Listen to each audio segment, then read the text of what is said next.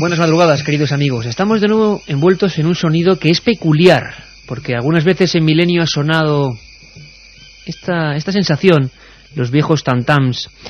Lo hemos hecho cuando hemos traído a personajes importantes dentro del mundo de la zoología, de la investigación, de la antropología, y hemos intentado, y lo sabéis bien, recrear las viejas reuniones, tertulias, charlas que tenían sobre todo en tiempos pretéritos muchos de estos grandes aventureros, y nos contaban sus secretos, nos contaban sus expediciones, nos contaban sus sensaciones, que es lo más importante.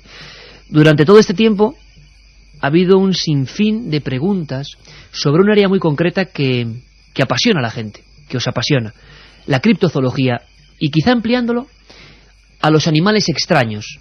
Desconocemos prácticamente todo de esos seres maravillosos que comparten el planeta con nosotros. Muchos son misteriosos, otros enigmáticos, otros dicen que violentos, otros al revés, los violentos somos casi siempre nosotros.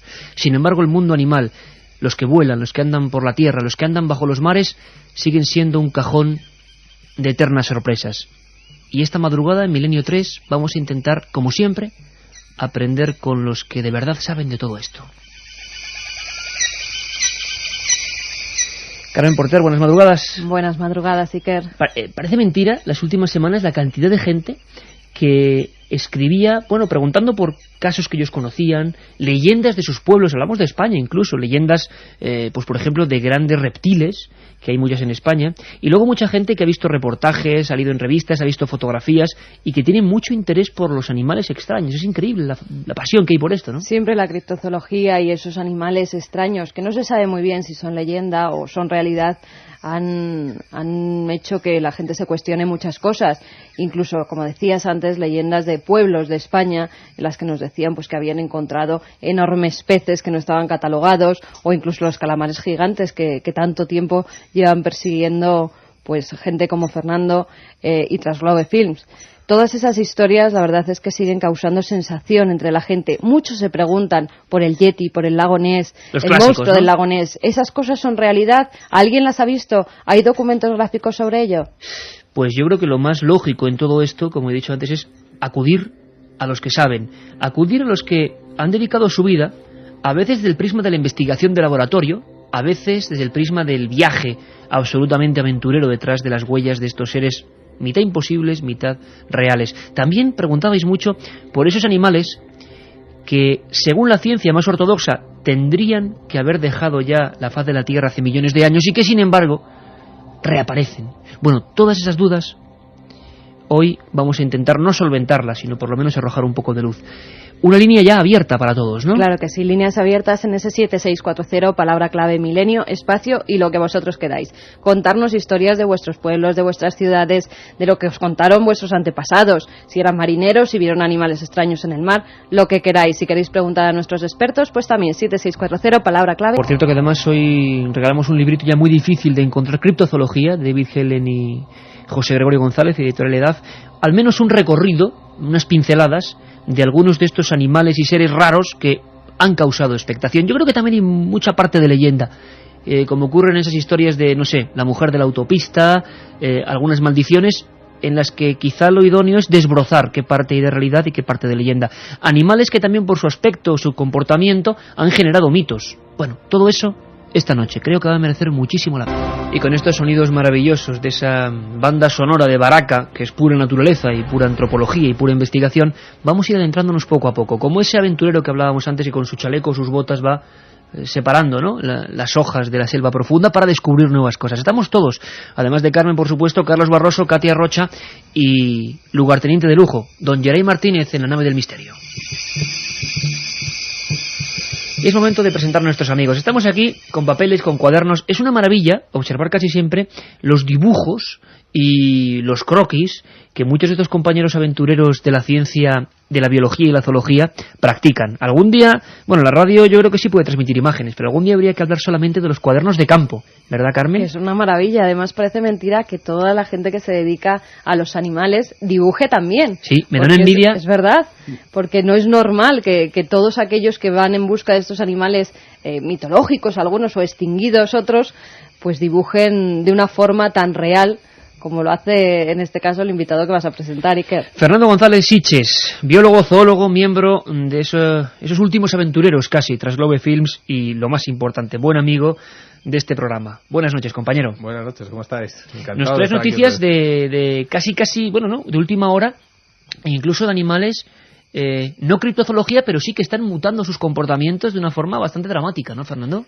Sí, yo os voy a contar algunos casos que se están produciendo ahora, pero que más que están producidos por un cambio efectivamente en su comportamiento, pero producidos, como suele pasar, por nuestra avidez por comernos el mundo natural, la avidez de los hombres, ¿no? Porque en este caso, a mí me gustaría contaros un poco, que es una noticia bastante frecuente, bastante fresca, vamos, de última hora, que es que los monos, los chimpancés del este de África, en concreto de Uganda, están empezando a causar problemas serios a las poblaciones porque están saliendo de los parques, donde se les está dejando prácticamente sin sus fuentes de proteínas. Hace ya unos años Jane Goodall descubrió en Gombe que los chimpancés eran grandes cazadores, que cazan además en grupo y tienen muy estructuradas sus formaciones de caza.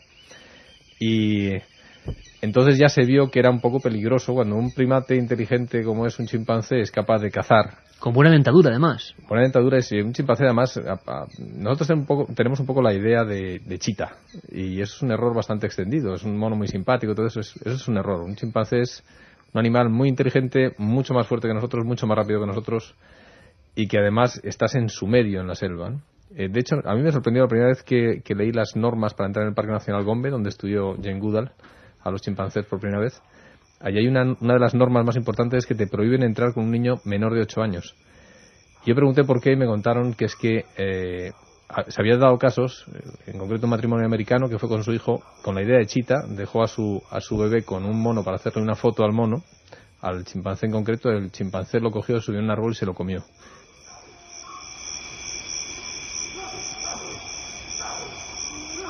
Sonidos de babuinos, creo, de fondo, captados en algunos lugares. Fernando nos va a contar historias como estas, como siempre lo hace él, con esa magia para transmitir y para enseñarnos casi las imágenes, porque son muchos kilómetros, ¿verdad, Fernando? Y muchas historias detrás de estos seres con los que compartimos el planeta. Otro amigo que estuvo con nosotros, lo recordaréis muchos, porque nos abrió las puertas mágicas, ¿no?, de un edificio también asombroso como es el Museo de Ciencias Naturales. Él es investigador titular del Consejo Superior de Investigaciones Científicas y de ese Museo Nacional de Ciencias Naturales. Él es Óscar Soriano. Óscar, bienvenido a este programa, aquí tienes tu casa. Muchas gracias, buenas noches, y encantado de volveros a ver después de tanto tiempo que hemos estado sin encontrarnos. Ya con esas conversaciones tan agradables que tenemos contigo, pues estoy encantado otra vez de coincidir contigo. Qué maravilla fue Óscar, verte hace poco en uno de esos documentales con las computadoras, con esos... se me pone la carne de gallina, porque la cantidad de trozos de calamares gigantes, de seres extraños en esos botes que aún se guardan en esos archivos que pudimos ver contigo, ¿verdad? Pues sí, esa es una de las cosas primordiales de un museo como el nuestro, que es conservar una representación lo más amplia posible de la fauna existente y no existente, porque también existen, como bien sabéis, colecciones de paleontología y que sirven para comprobar teorías, nuevas especies que se describen y que se depositan en museos, y otros investigadores tienen acceso a ello para refutar esos descubrimientos. Óscar, por cierto, hablaremos también de los mares, del calamar gigante, de un montón de cosas que, bueno, el gran desconocido, ¿no? Las profundidades. Yo sé que estabais liados y hablaremos hoy también de ADN y de reconstrucción de nuevos animales. Hay mucho mito en torno a esto de recomponer o clonar, o no sé qué es esto, animales desaparecidos o más difíciles, parece que se está haciendo. Luego hablaremos del tiracino. ¿Estamos hablando de ficción, Óscar, o estamos hablando de que la ciencia está empezando a hacer cosas de estas? No, la ciencia está empezando a hacer cosas de estas. También todavía existen un montón de problemas. Conseguir una clonación de un vertebrado superior es algo bastante dificultoso, y en particular pues existen algunos problemas porque, por ejemplo, cuando se tiene un ejemplar que es solo hembra, que es una hembra, solo puedes obtener por clonación hembras, con lo cual la población que tú tratarías de tener sería solo de hembras, y aportar nuevos individuos a esa población o bien se haría por cruzamiento con otras especies o con otras subespecies de esa especie que en la actualidad están en vida, o simplemente se podría mantener esa población clonando siempre hembras, ¿no? Por ejemplo, ese es uno de los grandes problemas que se encuentran ahora. Lo que está claro, Óscar, es que se nos abre un abanico de posibilidades y casi de ciencia ficción, ¿no? Sí, claro. Como con el ser humano. El tema de la clonación y todos estos temas que ahora están tan en boca de todos como lo de las células madre, yo creo que es el futuro y el futuro de la ciencia.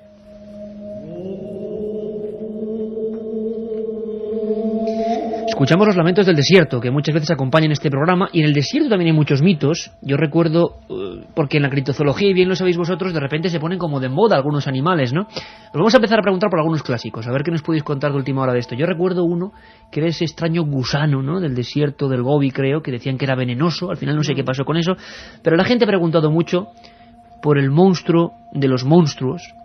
A mí me gustaría que, aprovechando la coyuntura y tenemos aquí a los dos, ¿podemos contar algo? ¿Se sabe algo? La balanza va más hacia el mito que hacia la realidad del célebre monstruo que cuando hacemos un programa todo el mundo pregunta.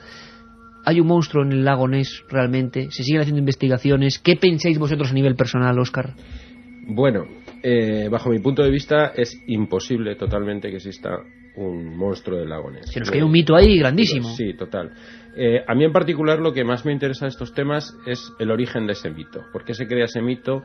Posteriormente existe una serie de leyendas a raíz de la instauración de ese mito, y luego comprobar de una manera científica la existencia o no, o la posible existencia o no de ese mito o leyenda. Todo surge por algo, ¿no? Todo surge por algo. Y vamos a comentar también, si te parece, Óscar, por qué a veces se inventan o se crean o se generan espontáneamente estas historias. Se nos cae un mito, entonces, Fernando, con el lago Ness. Bueno, se nos cae un mito en el lago Ness. Si yo, de todas formas, nunca me atrevería a decir que con toda seguridad no hay. Siempre dejas abierta una puertecilla, aunque solo sea para la imaginación. Pero... Feliz, a través de ese 7640 palabra clave Milenio, nos está preguntando que qué opináis entonces de las fotografías que hay sobre el monstruo del lago Ness. Si son ciertas, si no son ciertas, si son montajes. Hay prácticamente todas, hay estudios ya que demuestran la falsedad de las fotos.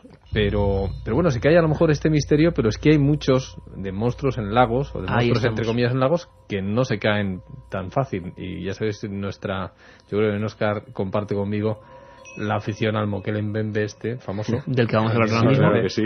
Entonces ese no, ya no es tan fácil de destruir el mito en concreto. Pero ¿cómo surge, por ejemplo, un mito que da la vuelta al mundo de esa forma, en un lago como el lago Ness? De repente todo el mundo se convierte en el símbolo de Escocia, ¿no? ¿Por qué? Si no hay nada realmente. En particular, yo creo que estos mitos que se refieren a reptiles, yo creo que tienen su origen. Evidentemente esto es una hipótesis nada comprobable o muy difícilmente comprobable. Yo creo que en los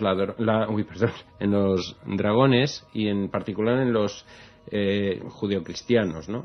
Esa serpiente maligna que es la representación directa del diablo, ¿no? Y yo creo que esa maldad tan imbuida en nosotros, y con esa representación tan clara que es el diablo, la serpiente, el dragón, pues se ha extendido muy fácilmente por todo el ámbito judeocristiano, ¿no?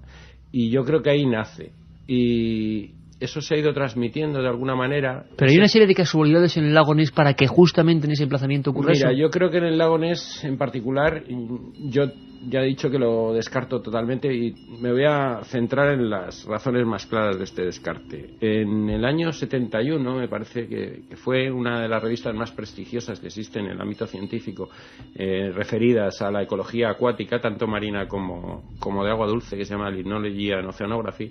Se hizo un ejercicio muy bonito, muy interesante, y se publicó, donde se calculaba la cantidad de monstruos del lago Ness que podían existir ahí. Entonces, creo recordar que al final se calculaba que el lago podía soportar una población de unos 15 monstruos más o menos, ¿no? Era un ejercicio teórico de ecología cuantitativa. Pero te voy a dar una razón que todos vamos a entender por la que yo creo que no existe el monstruo del lago Ness. Primero, porque es un dinosaurio, en principio, se trata de explicar así, algo altamente improbable que hubiera llegado hasta nuestros días. Pero hay una cosa muy curiosa, y es que es un animal, como todos los reptiles, de respiración aérea. Pongámonos en el caso de que tendría cualquiera de los ejemplares de... Según la imaginación, perdóname, era un plesiosaurio, lo que hacen decía, ¿no? Una especie de... Ese animal tiene que tomar aire. Imaginemos cuando un animal de estos está moribundo, tiende a acercarse a la orilla para poder respirar, si no moriría ahogado, ¿no? Entonces, siempre hubiera habido una alta probabilidad de que esos animales que hubieran quedado embarrancados, pues como quedan muchos cetáceos o como quedan calamares gigantes, no es el caso porque evidentemente no es un animal de respiración aérea, pero siempre hubiera aparecido un plesiosaurio de estos o un monstruo del lago Ness embarrancado en las orillas. Esto es una razón que yo creo que es fácil. Aparte, para que un dinosaurio de este tipo llegara hasta nuestros días, la población tendría que ser muy alta, amplia, o haber tenido que ser muy alta en un momento dado, con lo cual existirían muchos más registros. Una cosa muy importante, Óscar, porque el mito que todos tenemos en la cabeza es que hay un monstruo, uno, claro, y que sería claro, muy bueno, incluso longevo. Claro. Incluso ha habido testigos que han dicho que han visto a tres, lo que sería la madre, el padre. ¿Hay testigos sí, también de sí, tres? sí, hay testigos que decían que habían visto incluso uno más pequeñito, que sería la cría, y el padre y la madre. Yo, de todas formas, con lo agresivos que somos nosotros los hombres, creo que otra de las razones es que en todo el tiempo que llevamos oyendo hablar del monstruo lago Ness, es muy raro que nadie lo haya matado y se lo haya comido a estas alturas. No es mal razonamiento.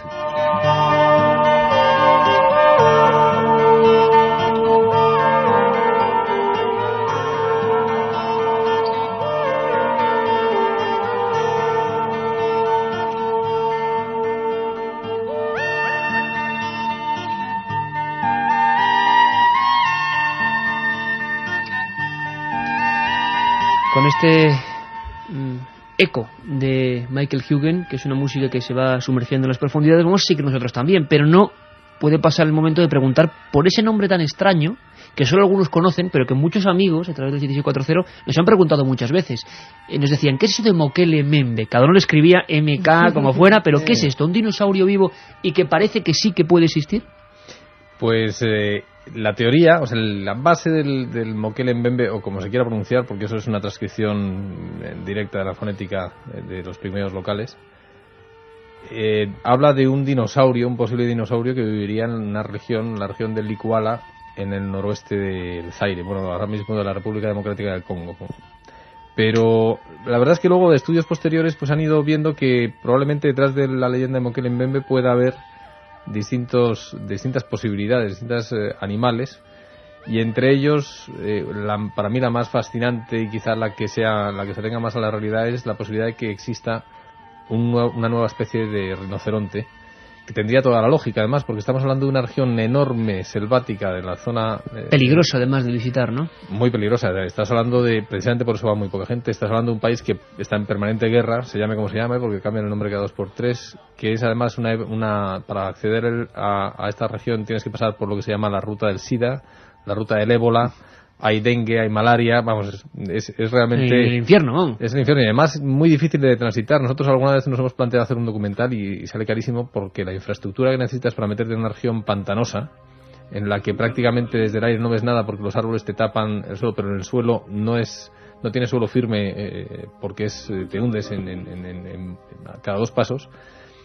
Pues todo esto ha hecho que haya una región gigantesca, hablamos de una extensión más o menos como Extremadura, en la que los distintos grupos de pigmeos que viven por la zona te hablan de un animal, ellos llaman Mokele Mbembe, realmente hablan más de uno, hablan de distintos animales, hay otro que se llama, me parece, el Mbelendouka o algo así. Hay otro que es en los pantanos del Nilo. ¿Y qué aspecto tendría, digamos, el croquis de esta figura? Digamos que el dinosaurio, entre comillas, es pues algo parecido a un pequeño saurópodo, a un pequeño diplodocus, pequeñito, en los dibujos. Realmente nosotros hemos hecho incluso en una de los rodajes que tuvo José Manuel Novoa, que también ha estado aquí varias veces, buen amigo de este programa también, y socio de Translove, haciendo un rodaje de pigmeos para su última película. Él preguntó a los pigmeos, se llevó una serie de láminas que yo le había hecho pues con algunas, yo le di unas láminas con dibujos y fotografías de varanos, de rinocerontes y de saurópodos, de estos dinosaurios de cuello y cola larga. Varanos, para quien no lo sepa, Fernando, es un lagarto muy de gran tamaño, ¿no? De gran tamaño. Estamos hablando, los africanos pues pueden ser de un máximo de 2 metros cortos, pero vamos, un lagarto ya importante. Y ellos reconocieron efectivamente entre los saurópodos, decían que sí, Mokele Mbembe, pero ellos te decían, esto se estaba rodando en las selvas del Camerún. Decían, pero nuestro grupo no tiene contacto con ellos porque son de una región más al norte, es decir, del Congo, ¿no? Y decía que, bueno, entre los pigmeos, que se corre la voz, porque ellos son nómadas y van contactando con otros grupos de pigmeos distintos, decía que era un animal que, bueno, para ellos no es un animal más sorprendente que cualquier otro de la selva. Y de hecho, en contra de lo que pasaba con el monstruo lagonés, como decíamos antes, pues de hecho afirman que alguna vez lo han cazado y se lo han comido. O sea, no lo revisten de ninguna propiedad mágica. Uno más. Es uno más de la selva. Ellos, en el Mokele-Mbembe, lo que sí que tiene es que les cuesta mucho cazarlo, obviamente, porque tiene una vida sumergida o semisumergida. Pero luego, independientemente, te hablan, como te decía antes, de otra serie de animales, alguna de ellos que yo creo que puede conducir a este rinoceronte nuevo. Tú si piensas en los rinocerontes del mundo, todos los rinocerontes asiáticos, tanto el indio como el de Sumatra, como como el de Java, son rinocerontes de selva, principalmente de selva, y además viven una vida bastante, o sea, siempre ligada al agua. Sin embargo, en África, que es un país donde todo el mundo se imagina así de primeras el rinoceronte, está el rinoceronte blanco y el negro, y los dos son de sabana. No hay, sin embargo, uno reconocido todavía de selva. Ajá. Y sin embargo, en la franja enorme de selva que tenemos en África, no sería raro que hubiera uno. Y de hecho, estos pigmeos, estos mismos nativos, te hablan de que uno de estos animales que hablan ahí, que a veces incluso lo relacionan con Mokele-Mbembe, dicen que tiene un cuerno enorme al final del morro, y con el cual pueden matar incluso a los elefantes de selva, que esto ya entra dentro de la leyenda, pero que bueno, te hace dudar sobre si puede ser un rinoceronte.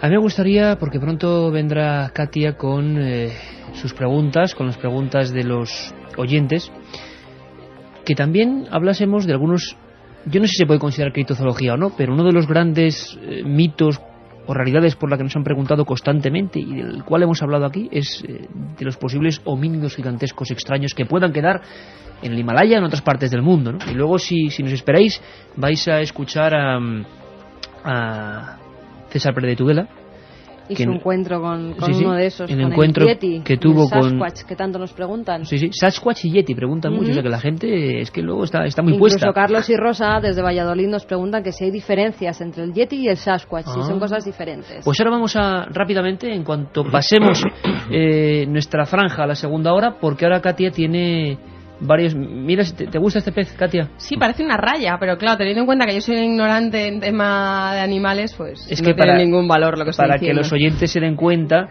yo tengo aquí uno de los muchos recortes que de vez en cuando entre las páginas de sucesos siempre ponen... Bueno, luego nos explicarán por qué. ¿Y qué es? Pues esto supuestamente es un pez... No, un tiburón gato de gran profundidad. Lo ponen como un caso único en el mundo, pero parece que no es un caso único en el mundo, ¿no? Aquí en España se está comiendo desde hace ya muchos años. ¿Se come esto? Se come. El aspecto es terrorífico. Vamos rápidamente con una remesa de... ¿Qué dice la gente? Bueno, un montón de mensajes al 7640, por ejemplo, Santi de Granollers. Es cierto que están intentando clonar el tilacino. Me pareció verlo en un reportaje que echaron en televisión. Era feísimo. ¿Era feísimo el tilacino? No. Qué barbaridad. Qué barbaridad. Pues hombre, sí. Es feísimo el feto donde se está intentando sacar el ADN, claro. Como cualquier y en el estado en que esté. Exactamente. Además, que habrá que verlo. Que creo que llevaba 140 años uno de esos fetos, y además, ¿no? En alcohol. Yo creo que se está intentando, yo creo que eso está confirmado. Yo creo que es bastante complicado clonar un tilacino, más que nada porque la conservación no ha sido idónea. Normalmente, o lo más fácil es que haya sido conservado en formol, y el formol deteriora el ADN, ¿no? Se queda. Pues si te parece, Óscar, porque en la segunda hora vamos a hablar mucho con cortes, además del Museo Australiano, de lo que está pasando allí. Una pregunta muy tierna. Lara, de 13 años, de Cádiz, nos dice: si no existieron los dragones, ¿eran buenos? Tenemos oyentes de todo tipo. Carla de Logroño dice: ¿existe algún otro lago con monstruos como el del lago Ness? Un beso para el equipo. Y Esteban de Madrid nos pregunta que si se ha logrado filmar o fotografiar alguna de esas águilas que se llevaban los niños. Águilas que raptaban gente, otros lagos con monstruos en su interior, clonaciones de animales tan extraños que seguro que muchos no conoceréis, como el tilacino. Yo lo he conocido gracias a ellos. Pues bueno, son muchísimas cuestiones, muchísimas preguntas, muchísimas sugerencias que vamos a resolver con nuestros amigos y que vamos... Este programa, cuando lo cuelgues en la web, cuélgalo con fotos de animales, porque es curiosísimo lo del tiburón gato. 7640, que nos sigan preguntando animales extraños.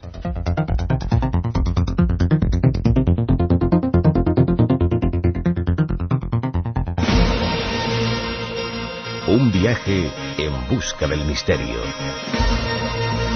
Milenio 3, en la SER. 1937. 200 personas mueren trágicamente en el santuario de la Virgen de la Cabeza. 1971 aparece el fenómeno de las caras de Belmez. 2003. ¿Qué relación existe entre estos dos episodios? Descúbralo en Tumbas sin nombre. Un apasionante libro de Iker Jiménez y Luis Mariano Fernández. Una tragedia, un misterio, una investigación. Editado por Editorial Edad. Es imposible no estar debatiendo y hablando de mil cosas. La criptozoología de los animales desconocidos, o lo que desconocemos de los animales, que también no estaría mal la palabra, porque precisamente con Óscar yo ahora mismo le preguntaba casi que a ver por qué demonios podía tener yo tal aversión, yo lo digo así de claro, porque es así, a un animal concreto que a mí no me ha hecho nada, o sí, y no me acuerdo, no lo sé, que son las arañas. Yo personalmente no puedo ver las arañas, y me decías, Óscar, a micrófono cerrado, que hablan algunas teorías de que podían ser recuerdos atávicos de cuando vivíamos. Sí, ¿dónde? Sí, una transmisión instintiva de cuando nuestros ancestros homínidos vivían en los árboles.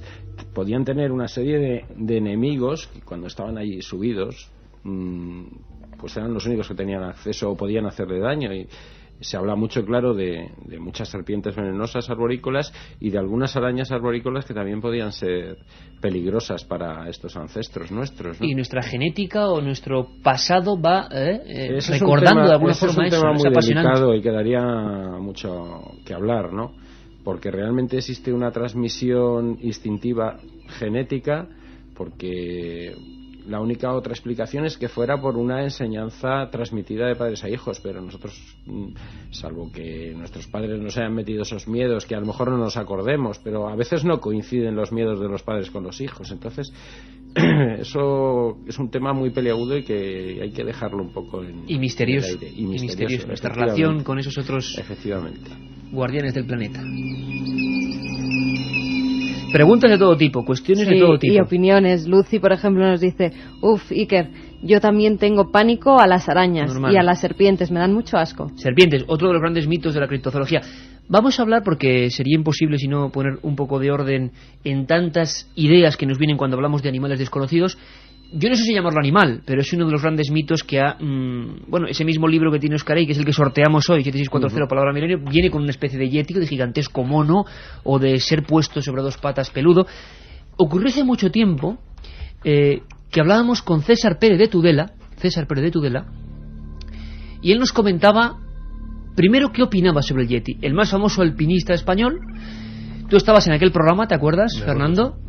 Y él abiertamente empezó a hablar de que no había ningún mito, de que en algunos lugares del planeta Tierra, muy aislados, puede existir este enigmático hombre bestia. Vamos a escuchar lo que decía en un principio Pérez de Tudela. Bueno, no han sido compañeros alpinistas solo, es decir, que han sido científicos. Han sido, hombre, los que están por el Himalaya suelen tener la afición o la pasión por el alpinismo, pero han sido médicos, han sido universitarios, ingenieros. Es decir, no hablamos de sherpas o hablamos de personajes que pueden estar más sometidos a influencias o leyendas. No, yo, más que un explorador en el sentido de búsqueda del Yeti, lo que he sido un estudioso del Yeti. Naturalmente, en mis viajes y en mis expediciones al Himalaya he preguntado. Y tanto que ha preguntado, preguntó tanto, viajó tanto, indagó tanto, que según siempre César Pérez de Tudela, que hay que reconocerle que es el hombre que ha popularizado pues la escalada, la exploración de montaña en este país, nos cuenta en el programa, sin tapujos, se me ha contado hace unos años, y además yo creo que Fernando sentimos lo mismo, ¿no? La sensación de que alguien, no sé qué habrá visto, pero no estaba mintiendo.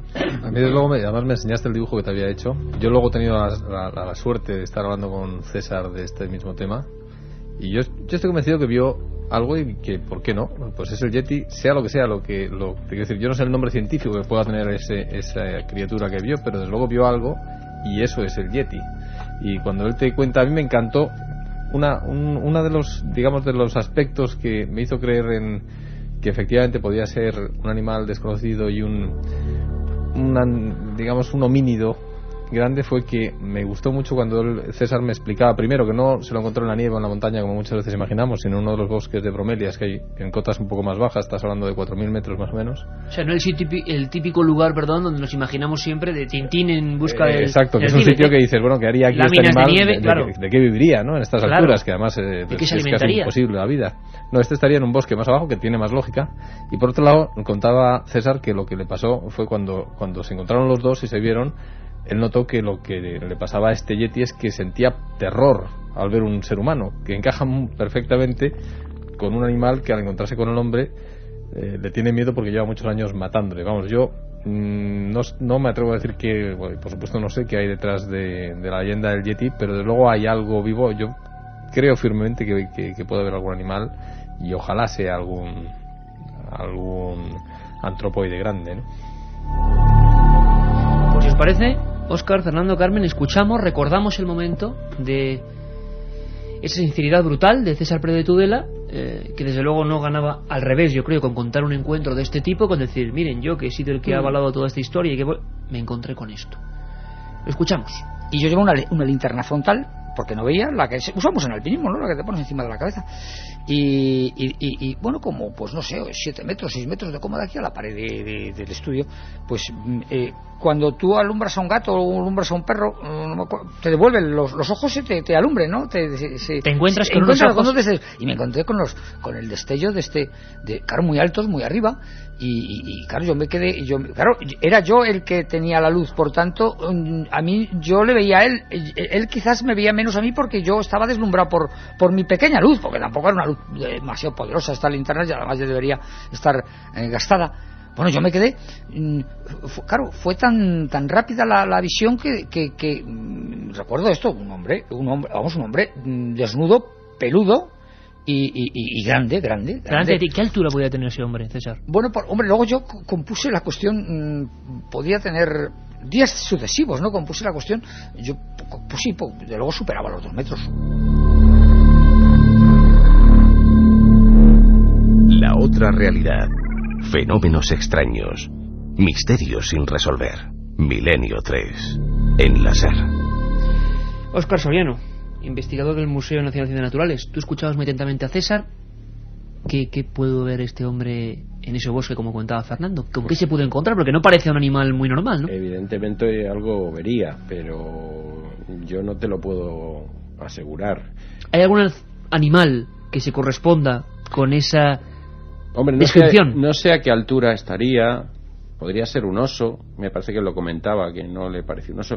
Pero también hay que ponerse en las circunstancias, que tampoco las conocemos, en que estaba este señor, ¿no? Si estaba en una noche con niebla, con nieve, en fin, con una serie de cosas que pueden dificultar en un momento dado reconocer un animal. ¿Tú crees que no hay posibilidad Eso nos pasa a todos, ¿eh? Eso nos pasa a todos. Pero tú crees, Óscar, desde el punto de vista quizá más científico, sin duda alguna, que es un mito solamente lo del hombre de las nieves, el yeti, sea donde sea, o que puede haber alguna evidencia? Yo creo que es un mito con una cierta verosimilitud. O sea, se ha comprobado recientemente, científicamente, que han coexistido 2 subespecies de hombre, ¿no? El Homo sapiens sapiens y el Homo sapiens neanderthalensis. Eso podría ser el origen de ese mito para una zona donde pudo estar ubicado ese neandertal, ¿no? Que sería la zona de Europa, parte de Rusia. Entonces, el Budebasa, que es el hombre salvaje europeo, que así se llama, podría tener su origen en una transmisión oral de ese ser distinto a nosotros y que nos llamaba la atención mucho tiempo atrás. Eso por un lado. En los otros casos de yetis y similares, pues véase, por ejemplo, los almas de... nombre, almas, ¿no? Sí, de la Unión Soviética y tal. Esto podría tener un origen más cercano a otro homínido, bueno, primate en este caso, no es homínido, que era el Gigantopithecus, un mono muy grande, pero que en particular no coexistió con el hombre, ¿no? Eso ya me daría más dudas. Y se habla también, o han comentado algunos criptozoólogos, que otro homínido que llaman Orang Pendek, por ejemplo, de la zona de Malasia, Indonesia y por ahí, podría tener su origen en una coexistencia con Homo erectus, ¿no? Entonces, esto podría haber dado lugar a ese mito y a posteriores leyendas que existen sobre este animal.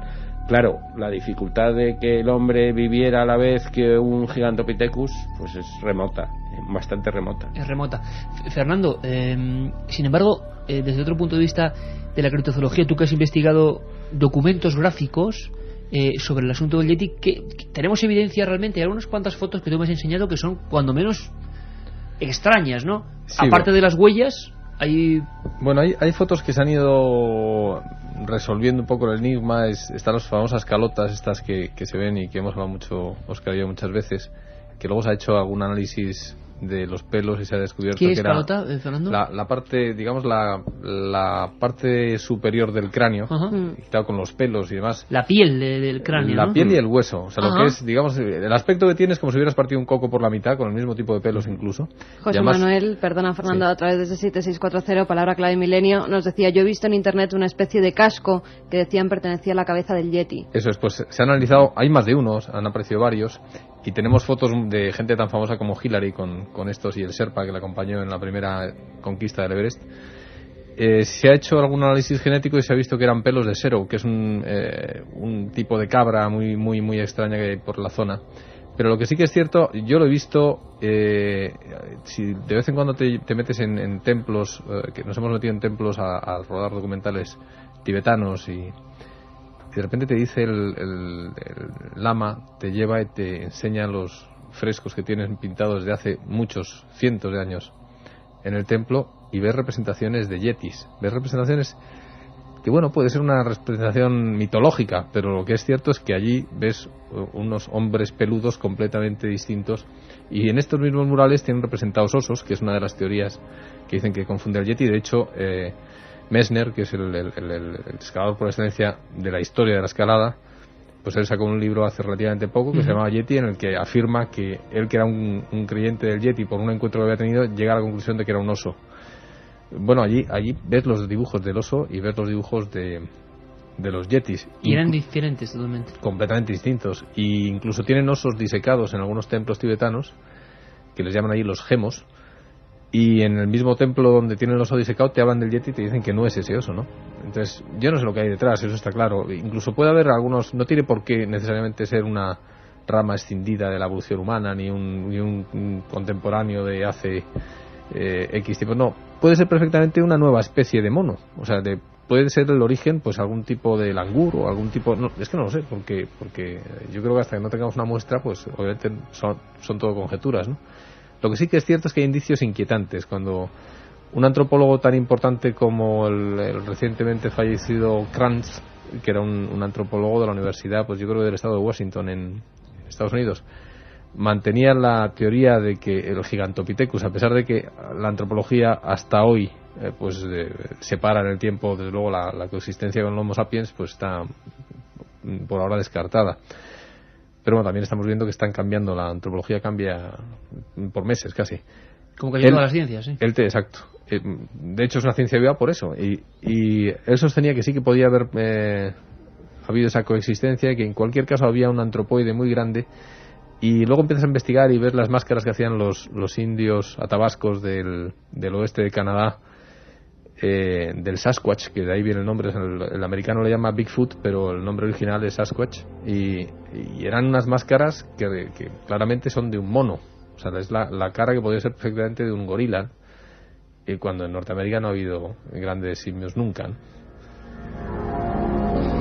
Y me adelanto seguro a muchas preguntas que nos hicieron en su día, y que nos siguen haciendo, Óscar, Fernando, cuando queráis y como queráis, porque yo he visto también imágenes de una especie de bloques de hielo con una especie de semilleti o no sé qué demonios sería, congelado, que también dieron la vuelta al mundo y se convirtieron en todo un icono, ¿no? Y también, Iker, como nos dice Carmen de Granada, hay filmaciones en las que se ve aparecer un gran mono, parece ser pues con todas las características que tiene el Yeti, y ella nos dice que lo ha visto y que parecía de verdad que era real, o que sí, por el contrario, nos dice puede ser un hombre disfrazado. ¿Por dónde empiezas, Óscar? Hombre, yo creo que hace poco el autor del fraude de la película lo confirmó, ¿no? Que era un fraude. Alguien con un traje, ¿no? Sí, claro. Muy bien hecho para la época. Muy bien hecho. Y además era una Bigfoot. Hecho. O sea, yo creo que tendría un gran futuro en el cine de nuestros días, este hombre. Pero fijaros, yo ahora estaba dándole vueltas a este tema y hay una cosa que me llama mucho la atención, y es que yo creo que existe en la conciencia del hombre una necesidad, desde que somos conscientes de la inmensidad del universo, una necesidad de tener compañía en el universo. Estamos deseando encontrar vida fuera de de nuestro planeta, hay expediciones a Marte a ver si han existido algunas bacterias. Tenemos una ansiedad de compañía en el mundo, y esta ansiedad yo creo que se puede mostrar en la creación de todos estos mitos, o sea, de tener una compañía en este y otros seres universo, parecidos, ¿no?, a nosotros, ¿no? Porque no es como el resto de los animales, claro, que ya nos acompañan. Claro, pero ya el hecho de encontrar una bacteria en Marte nos daría pie a pensar que sería muy fácil encontrar otras vidas o vidas más evolucionadas en otros sistemas solares o en otros lugares, ¿no? Se podrían dar esas condiciones de vida.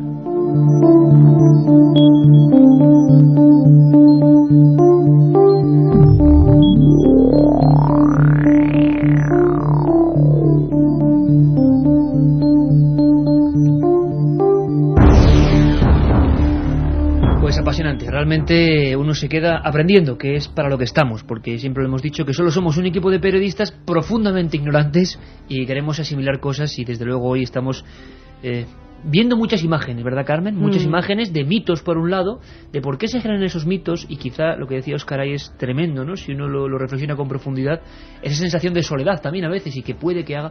Pero también me quedaba con esa imagen que nos contaba Fernando de esos frescos, ¿no?, de esos cuadros donde aparecían esas figuras. Y hay mucha gente también que nos pregunta a través de este 7640, palabra clave milenio, si con Internet y con los nuevos medios que tenemos han existido, o sea, han surgido muchos más monstruos mitológicos. De eso vamos a hablar ahora, Carmen, porque además que seguro tenemos ya al otro lado del telefónico un compañero que quiere hablar con nosotros, quiere unirse a esta tertulia, que es Javier García Blanco, redactor de Año Cero, porque él ha seguido una serie de noticias curiosas en diferentes partes del mundo que estoy seguro que os va a interesar mucho, que ya conocéis, pero que podemos, digamos, darle la vuelta o ver qué ocurre.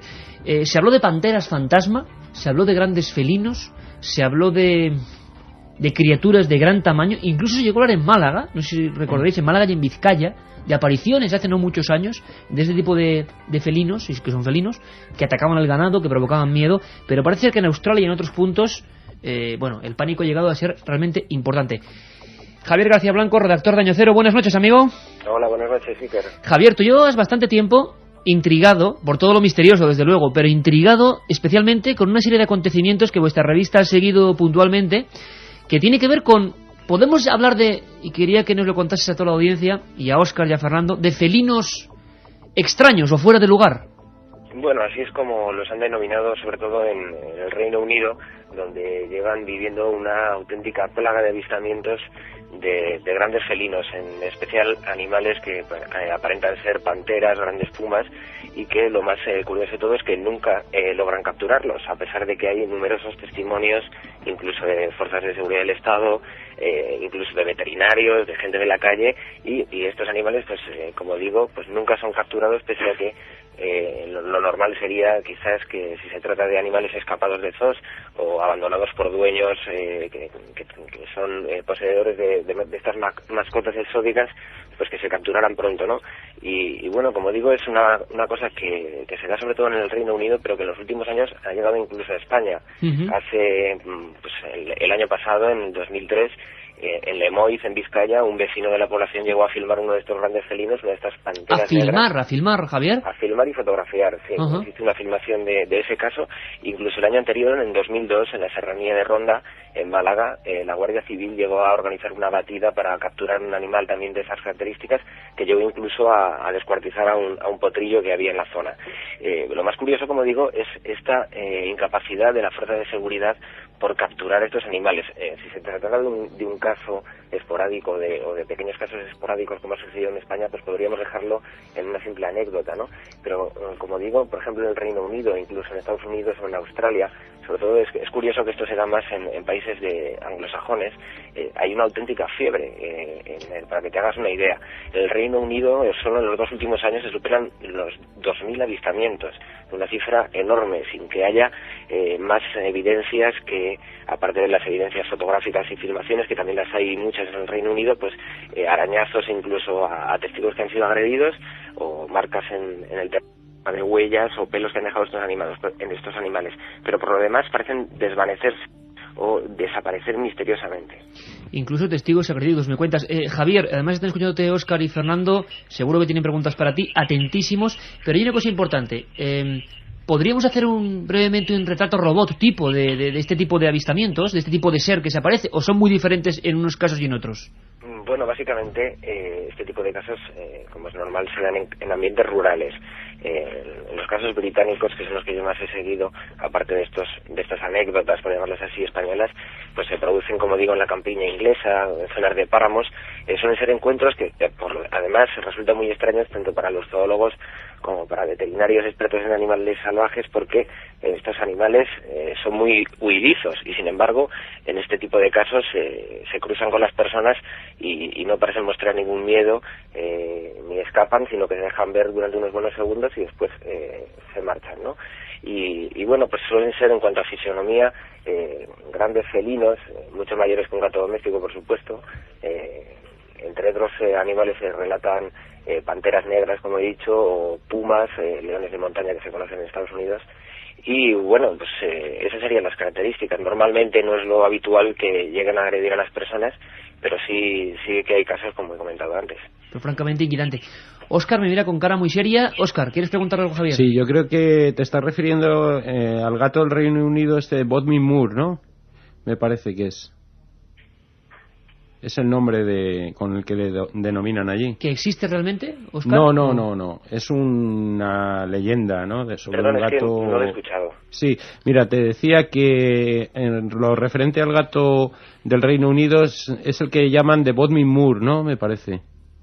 Sí, es uno de los casos. Sí, a mí realmente me extraña muchísimo que en el Reino Unido haya un gato de este tamaño y sobre todo en un país mucho más urbanizado que España, mucho más pequeño, como una gran población, ¿no? Por eso me inclino más porque sea algún gato escapado cuando digo gato quiero decir felino, perdona, escapado de algún circo o algún zoo. En cuanto a España, que también comentabas la serranía de Ronda, es fácil que un lince de buen tamaño pueda producir estos resultados de los que comentabas, ¿no? Incluso me parece que Fernando, comentamos alguna vez un dato que me dabas sobre un lince muy agresivo, ¿no? Sí, por Sierra Morena. Un lince que más que muy agresivo, lo que era, tenía un tamaño suficiente, y te estoy hablando de un magnífico documental que está haciendo un muy buen amigo, que es Joaquín Gutiérrez Hacha, sobre el lince, los últimos linces españoles, y él ha visto cómo cazan muflones y cómo un lince, hablando con el guarda allí, decía que había un macho suficientemente grande que cogía al muflón y lo subía como un leopardo a las ramas de los árboles. Es decir, es un animal, nos olvidamos un poco por lo escaso que es, que en España tenemos un felino muy grande, un felino que, hombre, no llega a ser como un leopardo de fuerte, pero casi, que mata a un muflón, que es un animal muy grande y que vive aquí. Aquí lo interesante también, Javier, es, como habéis investigado puntualmente, decía en Año Cero, es también la repercusión. También estamos hablando de eso hoy, es decir, la repercusión del fenómeno, del mito, en la sociedad. Y como decías, y para terminar, Javier, quizá lo más importante, sea lo que sea el causante de este tipo de ataques o de visiones, es el estado, como decías, sin paliativos, de pánico absoluto en mucha gente, ¿no? Sí, como digo, sobre todo aquí en España evidentemente no ha ocurrido así, pero en el Reino Unido, incluso en Australia, las situaciones de pánico, sobre todo en el Reino Unido, porque ya digo que son miles los avistamientos. Es suficiente con comprobar cualquier bibliografía en los periódicos del Reino Unido, desde The Guardian, cualquier periódico británico, sobre todo en Escocia se dan muchísimos casos. En Escocia. Repasar cualquier periódico, o sea, todos los periódicos publicados el año pasado, por ejemplo, y los casos son abrumadores. O sea, es que es una casuística muy interesante. Yo no entro personalmente, no tengo una opinión formada sobre cuál puede ser el origen de estos avistamientos. Lo que sí me parece raro es que se trate de mascotas exóticas escapadas de gente que los tiene como mascotas, porque bueno, como digo, eso podría explicar algunos casos, pero miles de avistamientos. Lo que sí es cierto que, como dices, eso ha provocado el pánico en la población en algunos casos y incluso se han llegado a organizar grandes batidas de la policía con helicópteros que no han tenido ningún resultado. Javier, en estos casos, además, en algunos de esos testimonios, se llegó a pensar y a decir que podía ser el chupacabras, ¿no?, del que tantas veces se ha hablado. Bueno, esto entra dentro de una serie de teorías. Dentro de los criptozoólogos podríamos decir que hay dos variantes. Una es la variante de la gente que son zoólogos o biólogos que creen que se trata de criaturas no catalogadas todavía por la ciencia, y luego está la otra rama, que sería la parapsicológica, que por supuesto no son muy bien vistos por los anteriores, y que plantean que estas series de apariciones tienen más que ver con fenómenos paranormales del tipo de los ovnis, ¿no? Y bueno, dentro de esa teoría pues hay quienes aseguran que muchas de las mutilaciones extrañas de ganado que se han producido en diversos países de todo el mundo pues podrían atribuirse a estos grandes felinos.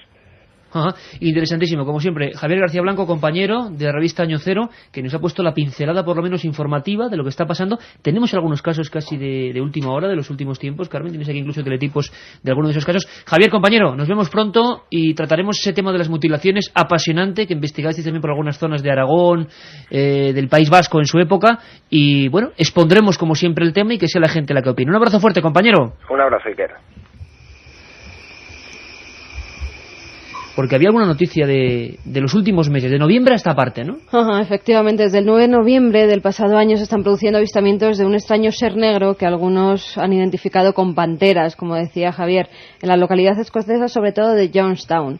El constructor Josh Bremer fue el primero en observar un felino de gran tamaño cuando circulaba con su coche. A la mañana siguiente, los vecinos de la cercana población de Lodgewood dieron parte a la policía, ya que habían observado una gran pantera, o lo que ellos identificaron como eso. Le ponían ese nombre, pantera. Merodeando cerca de la escuela primaria de la localidad, con el peligro que ello conllevaba, ya que todos los niños estaban en ese momento en el recreo.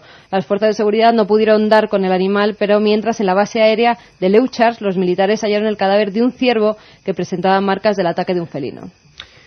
¿Es posible, Fernando? Pues yo es que tengo una teoría. Yo soy asiduo lector de la revista del BBC Wildlife, que son muy serios en el tema zoológico y que llevan muchos años siguiendo este tipo de avistamientos, y efectivamente se ha producido un boom, como decía tu compañero por teléfono, en el que en los últimos años ha habido muchas más apariciones, pero tiene una explicación, la BBC da una explicación bastante lógica también, y es que las leyes inglesas, generalmente las leyes europeas, pero las inglesas desde luego, hacen que cada vez sea más difícil tener un zoo en pésimas condiciones, tener animales peligrosos en cautividad, que no es una cosa tan rara. O sea, yo recuerdo cuando vivía en casa de mis padres que mi vecino tenía un puma. Tenía un puma. Sí, en la casa de un famoso banquero allí en La Moraleja tenía un león hasta que la comunidad le hizo soltarlo.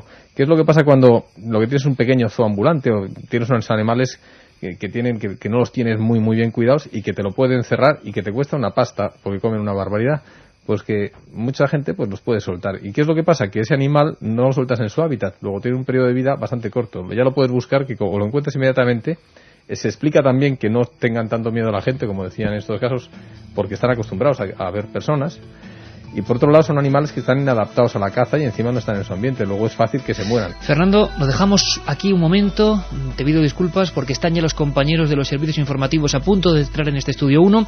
Seguimos en apenas 5 minutos y seguimos con un tema que creo que es apasionante: la criptozoología, el enigma de esos animales desconocidos o que no conocemos bien, y queremos hacerlo aquí en Milenio 3. Os esperamos, solo 5 minutos, un abrazo.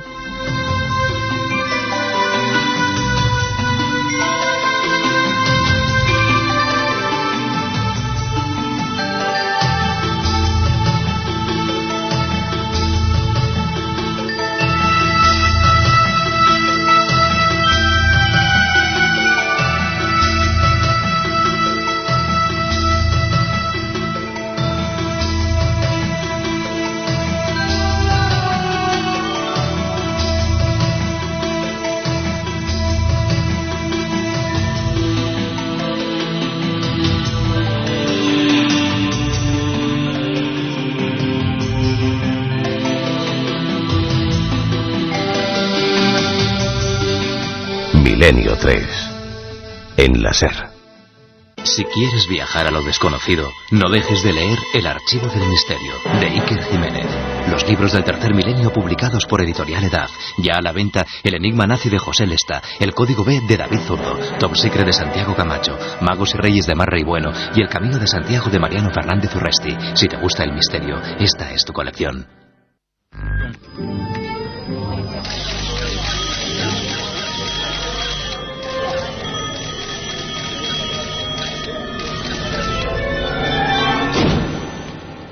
Milenio 3. Una ventana abierta hacia otros mundos. Milenio 3. Milenio 3. Cadena SER. Pase lo que pase. Milenio 3.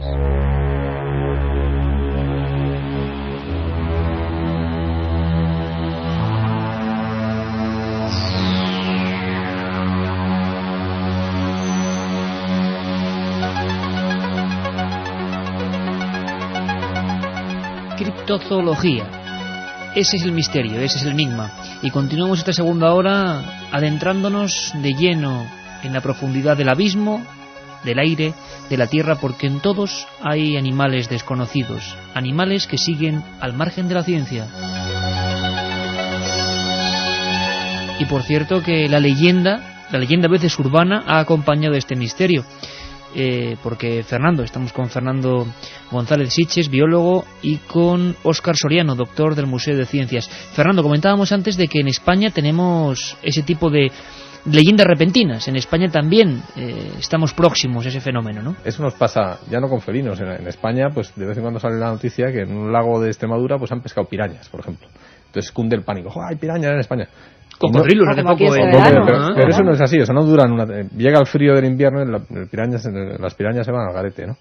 Allí pasa con y hay fotos, y hay incluso película de pumas, que se ve claramente que es un puma, no es un ser extraterrestre, ¿no?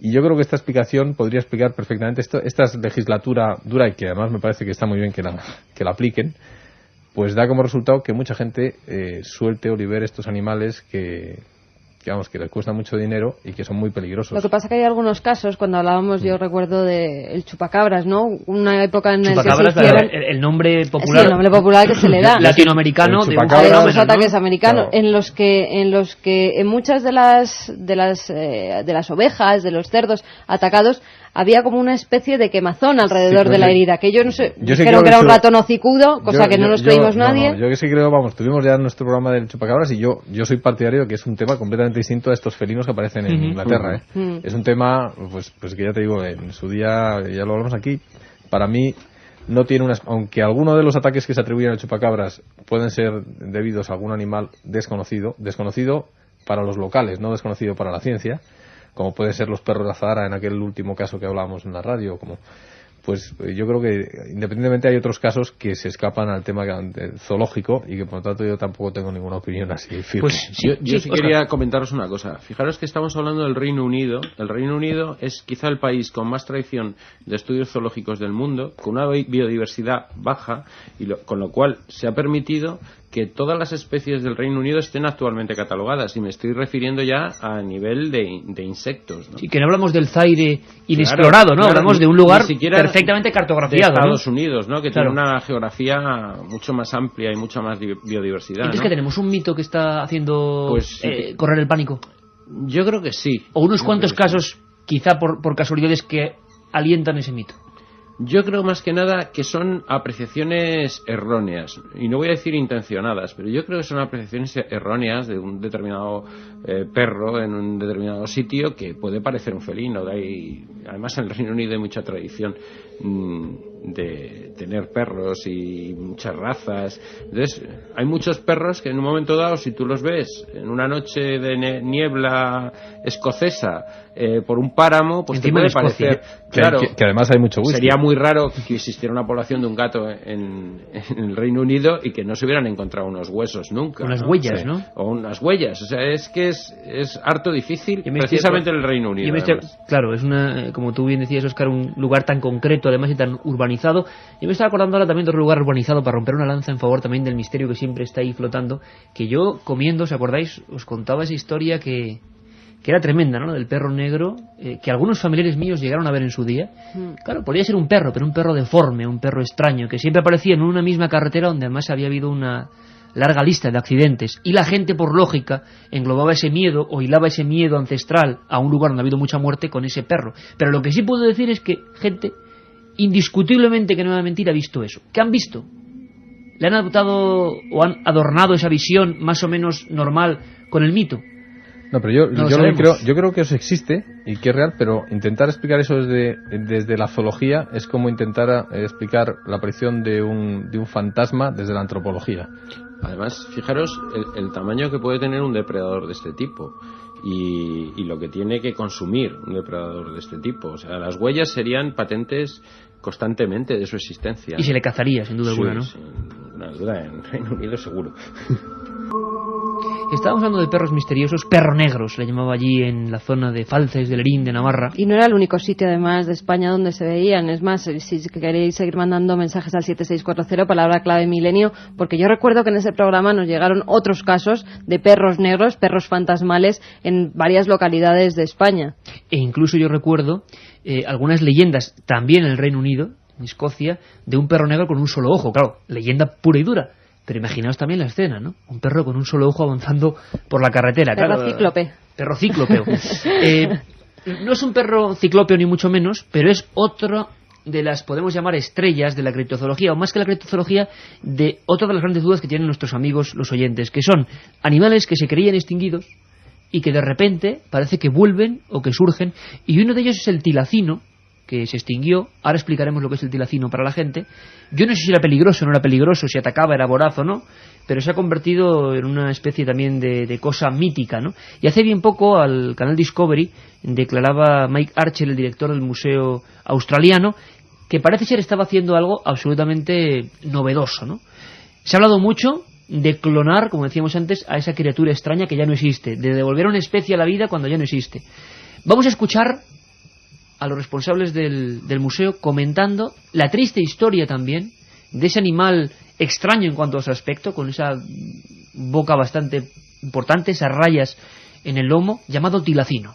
Como no supieron adaptarse a Australia, adaptaron a Australia a ellos. Las criaturas eran raras y no las comprendían. Quisieron convertirla en una mini Inglaterra. Así acabaron con los árboles nativos, con las flores nativas, y con ellos, por desgracia, se fue el tilacino. Tenemos que sentirnos tremendamente culpables por lo sucedido. Se trataba del mamífero comedor de carne más bonito y espectacular de Australia, y lo primero que hicimos nosotros al llegar fue exterminarlo.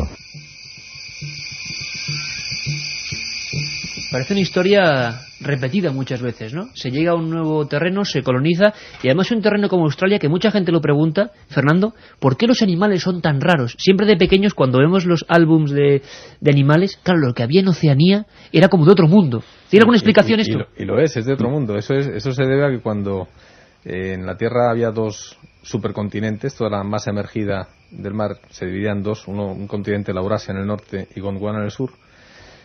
Australia, cuando ese supercontinente del sur se empezó a dividir, Australia tuvo un viaje independiente, no tuvo hasta nuestros días, se separó del continente llevándose a los mamíferos más primitivos de entonces, que eran los monotrema y los marsupiales, y tuvo una evolución independiente porque no tuvo contacto con las demás masas continentales, que era lo que hacía que la evolución generara mucha competencia y nuevas especies, ¿no? Y eso ha dado pues que sea el reino de los marsupiales, sobre todo que es, bueno, los monotremas, que son estos mamíferos que ponen huevos, que es ya que son la repera, ¿no? Son maravillosos, son el dos, ornitorrinco es uno de ellos. El ornitorrinco y dos especies de equidna, exacto. Y lo que pasa es que, como bien decías, por desgracia viene siendo, o ha sido costumbre, sigue siendo costumbre, ¿no? Miramos mucho lo que hablábamos antes de que queremos sentirnos acompañados mirando la bacteria en Marte, y mientras tanto desconocemos la vida que hay aquí, incluso nos la cargamos antes de conocerla. Eso está pasando al día de hoy y en este mismo instante, pues está pasando en todo el mundo. Y lo que pasó con el tilacino fue que, fíjate, es una historia muy triste, porque aunque yo soy partidario y quiero creer que existen todavía tilacinos en libertad, que hay noticias al respecto, ¿no? De que había vuelto a aparecer. Hay un montón, ¿no? E incluso ya sabes que yo tuve mi propio encuentro con algo que podía ser uno de ellos, y me encanta. ¿Cómo fue? A todos, ¿no? Pues eso fue rodando en Australia, que nos habíamos dividido en dos grupos, y uno estábamos en el norte haciendo dingos y cocodrilos marinos, otros en el sur estaban rodando, en teoría, pues toda la fauna de lo que es la costa. Era un programa sobre tiburones blancos, pero se hablaba un poco de la costa hacia el interior, y en Western Australia pues me habló el cámara y me dijo, oye, he estado rodando que he visto una especie de un perro paleaba ahí que había comiéndose un canguro, un wallaby, que es un canguro pequeñito. Y cuando vi las imágenes me quedé fascinado, porque el famoso perro apaleado pues es un animal que no es un dingo, porque yo había estado rodando dingos, muy similar de aspecto a una hiena. Un dingo es algo parecido a un perro también, ¿no? Un dingo es el perro salvaje, digamos, el perro salvaje que vino con los aborígenes probablemente a Australia y que se silvestró, y es el mamífero, digamos, el predador por excelencia en Australia. Pero vamos, es un perro de color canela y con aspecto totalmente de perro. Este que yo veía en las imágenes era un animal absolutamente distinto. Estaba muy mal, porque era un animal efectivamente con sarna y como claramente raquítico, y estaba comiendo desesperadamente los restos de un wallaby, y se le veía entre la hierba subir y bajar la cabeza, y tenía las mandíbulas un poco raras. Óscar también ha visto las imágenes, y realmente es inquietante, por lo menos. A mí me pasó, Fernando, una copia, yo la he enseñado a varios especialistas del museo, y nadie está convencido de que aquello no fuera un tilacino. Incluso las posturas que toma con... Tremendo, porque hablamos de un animal que oficialmente no existe. A mí, yo le cogí una copia de estas y le mandé una al Museo de Sydney, donde estaba Eric Giller, que era el pope de los tilacinos, de los tigres marsupiales, como lo han llamado también. Y luego le mandé otra al presidente de la Sociedad Internacional de Criptozoología en Estados Unidos. El estadounidense no me contestó, pero sí me contestaron del Museo de Australia, diciéndome que efectivamente se habían reunido, habían estado viéndolo y tenían sus dudas.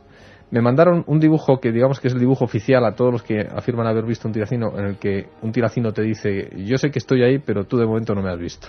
Más o menos, en traducción libre. Jorge, perdona, sí. Fernando, Jorge desde Barcelona nos pregunta, ¿este animal, el tilacino, podría ser una mezcla entre la hiena y el tigre?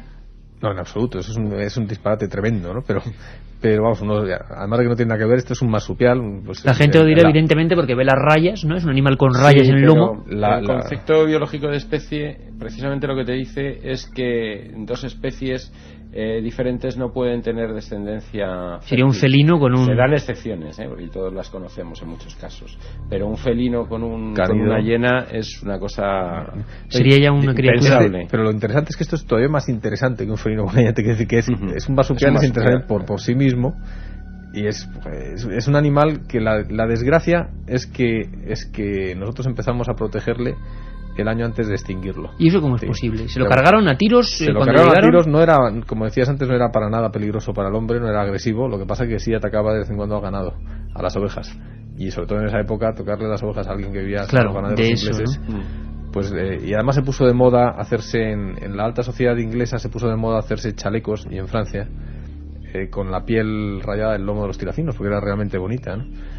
Y entonces pues se le sometió a una caza tan brutal que cuando ya se proclamó las leyes para protegerle, solamente quedaban algunos en el zoo de Howard, y se extinguió poco después. Imágenes terribles que se han visto alguna vez en blanco y negro, claro, muy antiguas, saltando el pobre animal en cautividad, con esa mandíbula como muy estirada, ¿no?, que tenían con dientes. Sí. Lo que tenía era una mandíbula que se podía abrir muchísimo. Es decir, 180 que tenía grados. Exactamente. O sea, que se podía casi poner como un... Bueno, en el museo nuestro, en el Museo de Ciencias Naturales, tenemos un ejemplar de tilacino precioso. Y animo a... Disecado, claro. Claro. Ese maravilloso museo que recomendamos, porque muchas veces ocurre que aquí en Madrid, por ejemplo, o bueno, en toda España, ¿no?, desconocemos, siempre ocurre, lo que tenemos aquí, y puede haber un auténtico paseo por la criptozoología, ¿verdad? Pues sí, lo que pasa es que desgraciadamente no disponemos de muchos fondos y no podemos hacer las exposiciones como nos gustaría. Pero el material es maravilloso, esos fondos, cuando me archivos, refiero a fondos, no a fondos de colección, me estoy refiriendo a fondos de dinero meramente económicos. Los fondos de la colección son al revés, son de los mejores del mundo. Sí, tenemos unas colecciones extraordinarias, sobre todo en determinados. Me gustaría que escucharais de nuevo al director del Museo Australiano, porque comentaba, habría la polémica, creo que fue noticia a nivel mundial, del intento de volver a clonar una especie desaparecida, y a ver qué opináis. Le escuchamos. Llevábamos años soñando con esto. Se me ocurrió al menos hace 20 años y nunca creí que llegáramos aquí. Era imposible. El sueño empieza a materializarse. Aún no está, pero el primer paso, el hecho fantástico de obtener ADN, ha sucedido. Vamos a ver, parece, Óscar, que es una especie de pequeño feto que guardaban en formol. No sé si en formol o en alcohol. En alcohol, perdona, que yo revisé los datos, en alcohol 140 años, y que parece que eso sí que ha deteriorado, pero algo debe quedar, porque la noticia era si esa, ha ¿no? estado algún periodo de tiempo en formol, cosa muy probable, el formol destruye las cadenas de ADN. O sea, recomponer ese puzzle sería algo prácticamente imposible. Yo no sé de la tecnología a la que podrán recurrir en el Museo Australiano, pero vamos, me parece una misión muy difícil, ¿no? Entonces... Estamos hablando casi de parque jurásico, en el sentido que la gente no se entienda. Extraer el código genético de un animal que estaba ahí entre vivo y muerto, y devolverle la vida. Nosotros normalmente, para que os hagáis a la idea, conservamos los ejemplares congelados a menos 80 grados para la extracción de DNA. Y ahí sí que se mantiene bien. bien. Solo secuenciamos determinados genes que nos sirven para comparar especies o para ver, por ejemplo, la proximidad entre especies muy diferentes o grupos muy diferentes, este tipo de cosas. Y estamos trabajando normalmente con ADN no nucleico, o sea, de microsatélites, mitocondrial, etcétera, etcétera, que son orgánulos de la célula. Recomponer un ADN nuclear es un puzzle, el mayor puzzle que millones de piezas, ¿no? Nos imaginemos la caja con millones de piezas. Imaginemos que el ADN es un rosario de cuentas, de combinaciones de 4 tipos de cuentas, de 4 colores, ¿no? Y colocados, digamos, al azar, ¿no? Entonces eso muy fraccionado, saber cómo iban las cadenas unidas es un puzzle tremebundo, ¿no? Entonces, quién sabe lo que pasará dentro de un tiempo. Es así, ¿no? La ciencia está acostumbrada a sorprenderse a sí misma y desde luego a nosotros. Me gustaría ahora que escucháramos, porque estás dando saltos de un lado a otro y para que la gente tenga una panorámica más o menos actualmente de algunas de las cosas que generan más dudas, porque fijaos qué curioso, yo no me lo esperaba, durante semanas algunas de las preguntas que más nos repetían, no sé si esto es criptozoología, no lo sé, era de aves misteriosas, y aves porque había habido noticias incluso de algunas personas atrapadas por aves y generaba también el miedo, esos colosos del cielo que tampoco conocemos. Incluso no sabemos se cuáles llegó hay. a captar una imagen de un gran ave que estaba en esos momentos intentando coger a una niña en una. Vamos a recordar un par de historias. Yo recuerdo una de ellas ocurrida que hemos leído muchísimos en libros, una de las primeras desapariciones que hablábamos aquí con uno de los directores de la Policía Científica Española, Carlos Corrales Rubio, el comisario general de la Policía Científica Española. A micrófono cerrado hablábamos de algunas historias de desapariciones inexplicables de personas.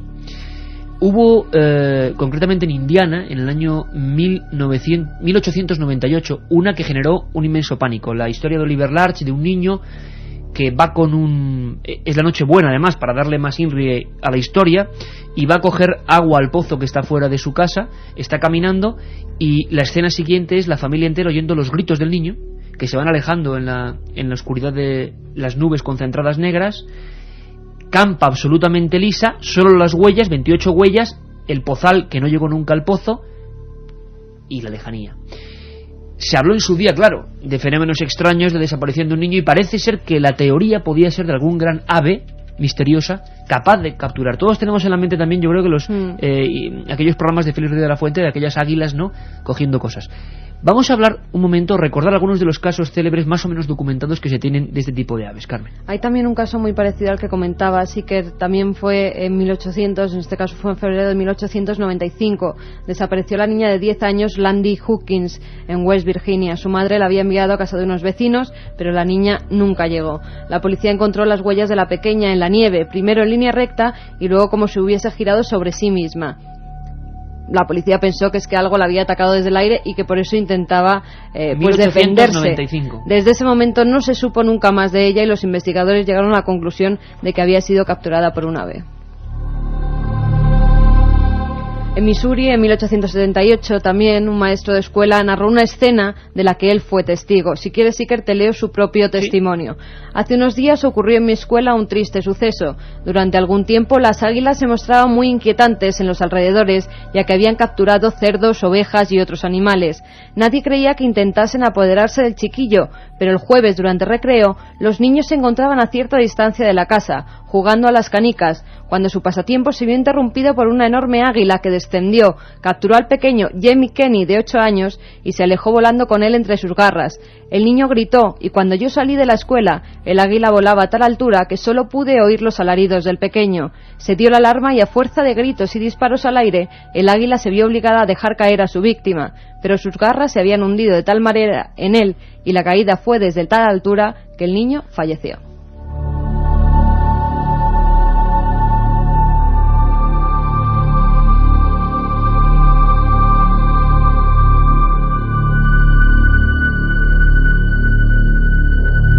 Un viaje en busca del misterio.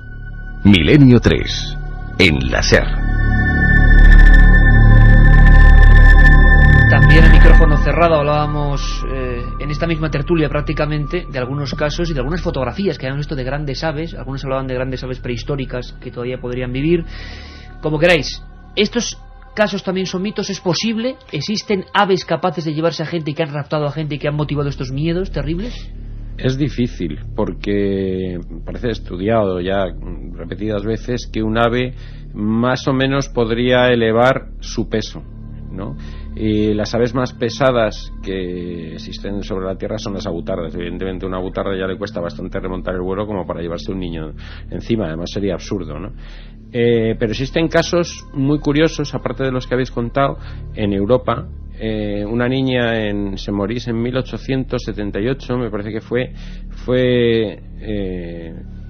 secuestrada por un águila, lo vieron sus padres, y fue llevada en dirección al nido de este águila. La gente del pueblo se reunió y fue al nido a ver si podían rescatar a la niña, y en el nido solo encontraron huesos de algunos mamíferos de los que se suele alimentar la niña. La niña no aparecía, y semanas después un pastor que realizaba un recorrido por la zona intermedia a la zona donde fue secuestrada y el nido, encontró a la niña totalmente mutilada y aplastada, como si hubiera caído desde una gran altura. Este es uno de los casos europeos en particular más llamativos. Y al principio del programa hablábamos con Fernando de animales que estaban mutando su comportamiento, y ahora hablaremos de alguna escena terrible con los monos como protagonistas. Pero Óscar, ¿esto también podría ser por la naturaleza propia de algunas aves o porque realmente su conflicto con el hombre les obliga al final a hacer esto? Yo es que también esto lo veo muy difícil. Y otro de los casos que además comentábamos Fernando y yo hace unos días era un caso en Illinois, en Estados Unidos, en que un ave raptaba a otro niño, yo creo que era de 4 o 5 años, ya es pesado un niño de 4 o 15 años, o sea que realmente remontar el vuelo con una criatura así pues es difícil.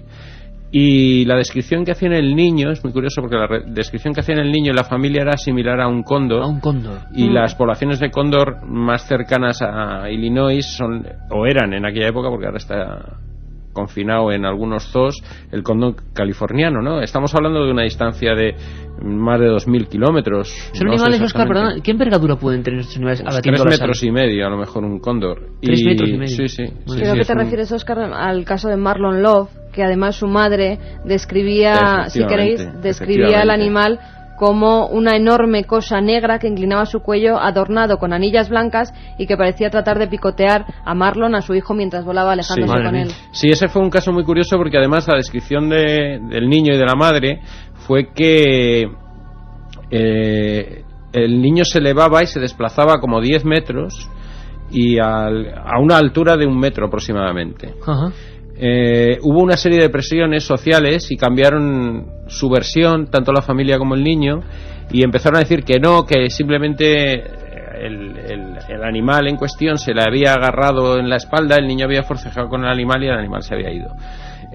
Posteriormente se vio que el niño empezó a recibir unas ciertas amenazas en el colegio, el niño le cambió de color el pelo. El pelo se le volvió gris, sí, es cierto. Y hubo una serie de resultados de esto, y al cabo de un tiempo la familia volvió a contar la misma historia a una revista de la época. Tenía pánico además a salir de su casa y todo. Pero lo que comentábamos, Fernando y yo, en particular de este caso, es que un cóndor no tiene capacidad de prensión en las patas como para agarrar y levantar a cualquier animal así de un peso elevado, ¿no? No es una ave cazadora, es una ave carroñera, efectivamente. Eso te lo dice un águila real o de una arpilla que cazan monos, te lo puedes creer, pero un cóndor. Claro. Fernando, hablábamos de, ahora rápidamente estácate con las últimas preguntas, mutación, digamos, de comportamientos. Empezábamos con esos monos que no tienen nada que ver con la imagen de Chita que tú decías. Algunas escenas que son bastante duras y que han ocurrido recientemente, ¿no? Sí, recientemente están ocurriendo en los parques nacionales de Uganda, donde la gente les ha confinado a los chimpancés a parques relativamente pequeños, y encima se están metiendo dentro de los parques para cazar los pequeños animales que sirven como fuente de proteínas para los chimpancés. Y entonces lo que está sucediendo es que ellos salen de los parques nacionales a los campos de cultivo que están alrededor del parque, generalmente son de té estos cultivos, y salen a cazar niños. Y yo he estado leyendo la historia de una madre que estaba recopilando hojas de té, flores de té mejor dicho, y tenía la cesta en la espalda y a su niño pequeño en el pecho, atado con uno de estos pañuelos que llevan ellos, y vio salir del bosque un chimpancé, un macho, corriendo. Ella corrió también. El chimpancé, como es más fuerte y más rápido, la alcanzó, la tiró al suelo, le arrancó al niño y volvió hacia la selva mientras se lo comía. Pues verdad escena, imagino que inolvidable. Katia, una batería de preguntas más o menos genéricas que han interesado durante todo este tiempo a la gente. Los programas que más rápido se me ha pasado, impresionante, y además la cantidad de mensajes de los oyentes. Los 5 ganadores ya rápidamente. Uno de ellos, Óscar de Vitoria, nos dice, pero ¿cómo un pájaro puede coger tantos kilos de peso? ¿No podrían ser aves prehistóricas? Bueno. Otro de los ganadores, Aníbal de Elche. Ese libro que sorteáis es imposible de lograrlo, quiero. Pero si no tengo suerte, ¿me podéis recomendar alguna otra lectura? Criptozoología, ¿recomendáis alguna otra cosa para adentrarse en este mundo? Hombre, yo creo que el clásico de los clásicos la pista de los animales desconocidos. Dificilísimo de encontrar también, por cierto. Quizá en francés más fácil, en español muy difícil, ¿no? A mí me ha costado mucho, porque lo tuve el original, lo presté y no me lo devolvieron. A mí me la fotocopiado Óscar. Eso no se puede decir. Manuela de Astorga dice, ¿habéis visto la película Master and Commander? Os la recomiendo, sobre todo por la historia del médico biólogo. Otro oyente, Manolo Toparia de Palencia. ¿Para qué clonar animales extinguidos? ¿Qué interés tienen ahora? ¿Y si fueran violentos? Bueno. Y el último ganador, que me queda uno. Interesante, venga. Un chico, Pablo, de 15 años, dice que es de Madrid, que su afición es la naturaleza y los animales, y quiere dedicarse a lo que nuestros invitados de hoy, que tienen que estudiar. Muy rápidamente, ¿qué hay que hacer para ser, Carlos, ven como auténticos aventureros en laboratorio, en viajes? ¿Qué hay que hacer? Tener mucha suerte. Mucha suerte. Yo me considero un privilegiado, eso es cierto, ¿no? Y además disfrutar con el trabajo que se hace. ¿Pero en carrera? La carrera, pues biología, claro. Y luego, ya digo, tener mucha suerte, sacar muy buenas notas, que no es mi caso, por eso he tenido todavía más suerte. ¿Hay especialidad de criptozoología? No. Hay zoología. No, vamos a ver. La biología es una ciencia y trata con objetos mensurables, es decir, que se pueden medir, mientras que en la criptozoología estamos hablando de seres que no se poseen para medirlos, ¿no? Entonces, eso no puede ser nunca... En este caso, biología y zoología, ¿no? Yo, de todas formas, creo que hay otra forma de enfocar la criptozoología, que también puedes hacerlo a través de estudios de historia, incluso de historia del arte, porque hay una cosa apasionante que es la interpretación de los mitos en la historia del reino. Y si me permitís, yo quiero invitaros desde ya a otro programa, porque ya hemos hecho una especie de batería de cosas que interesaban a los oyentes, pero, fijaos, el mito y la realidad, ¿no? Kraken, como mito y como temor en la antigüedad, sirenas, cantidad de animales, de criaturas, dragones, verdad, mito, leyenda, si hay mito, ¿por qué se perpetúa? Un poco la historia de la criptozoología, si me permitís, y desde luego prometido ese programa que sé que te encanta, Fernando, de devoradores de hombres hoy en día, que lo malo es que va a hacer que nadie salga. Y hay que tener cuidado con los monos, porque nos escriben que hay gente que en el zoo intentaba dar comida a los monos, incluso llegaron a morderlos. Claro, yo lo que quiero de ese programa precisamente de devoradores de hombres es desmitificar un poco y ver que nosotros tenemos muchas veces con nuestra ignorancia la culpa, o nuestras acciones, la culpa de esos ataques más que el animal, ¿no? Fernando González Siche, de Transglobe Films, zoólogo y biólogo. Óscar Soriano, investigador del CSIC y del Museo de Ciencias Naturales. Ha sido un auténtico placer. Repetiremos sin duda esta tertulia. Gracias, compañeros. Gracias a vosotros. La otra realidad. Milenio 3. En la cadena SER.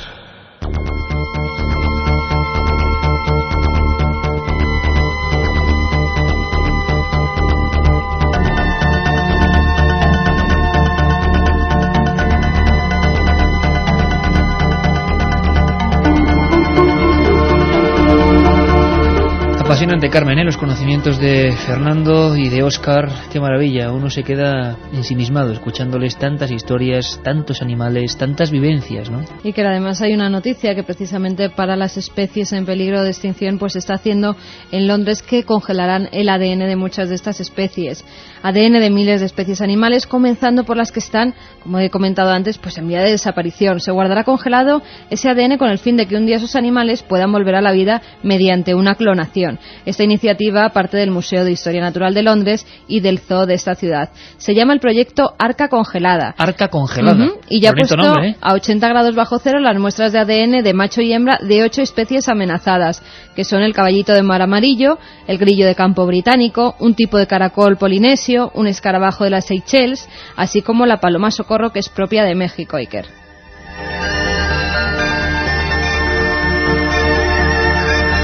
O sea, que es una cosa digna del futuro. Antes no podría... Bueno, los científicos y exploradores de la antigüedad, ahora vamos a volver sobre ellos y sobre sus libros, no podrían, imagino, ni soñar que algún día el ser humano iba a llegar a eso, a hacer archivos de hielo prácticamente. Pero es que fíjate los datos, la verdad es que son escalofriantes. Los científicos consideran que 1.130 especies de mamíferos, el 24% del total, y 1.183 de aves, el 12%, pueden extinguirse en el plazo de 30 años. 30 Estamos años. acabando con un montón de animales.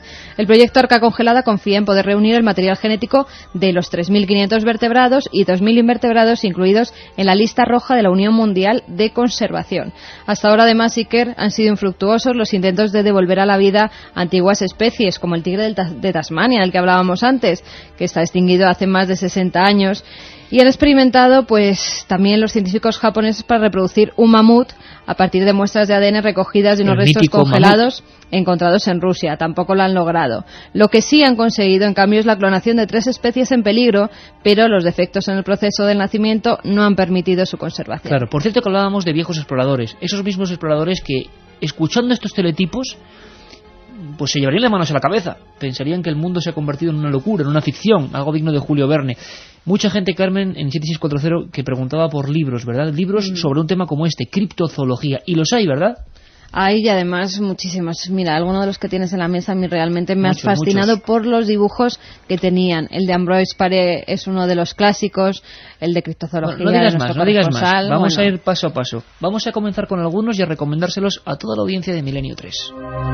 Escuchando imágenes.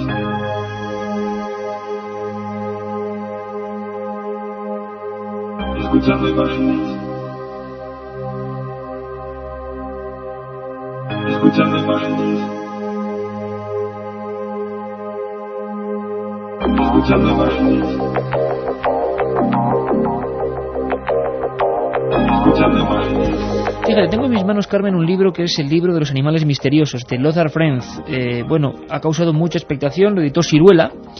Es un libro magníficamente encuadernado, bueno, así suenan sus hojas. Unas hojas repletas de esos dibujos tan característicos de los naturalistas del pasado. Y si os apetece, amigos, hemos cogido un póker de libros que consideramos básicos, que consideramos importantes para adentrarse en este mundo de la criptozoología. Y hemos elegido leeros las primeras líneas, porque cada uno de ellos tiene algo significativo, tiene algo importante. Y vamos a ir coordinando, si te parece, Carmen, con las noticias que siguen llegando. Prácticamente ya a tu lado tienen los teletipos y siguen llegando noticias de esos grandes hermanos con los que compartimos el planeta azul, los animales, y de los que conocemos tan pocas cosas. Fíjate, así empieza, Carmen, el libro de los animales misteriosos, de Lothar Frenz. Agua electrónico. Dice, en 1819, primera página, el famoso naturalista francés Georges Cuvier declaró: hay pocas esperanzas de que en el futuro descubramos importantes especies de mamíferos nuevas. Pero el fundador de la moderna paleontología se equivocaba. Solo en vida de Cuvier se descubrieron animales tan grandes y sensacionales como el rinoceronte blanco, el tapir de la India, el tití o el koala, el ornitorrinco o el equidna. Más tarde siguieron el okapi y el jabalí gigante de la selva, el gorila de las montañas y el pavo real gigantesco del Congo, el dragón de Komodo y el celacanto, un pez de la época de los dinosaurios, que se creía extinguido desde hacía 65 millones de años. Dice este inicio del libro de Lothar Frenz, la época de la admiración y el asombro todavía no ha transcurrido, ni mucho menos. Es más, la mayoría de los descubrimientos siguen pendientes.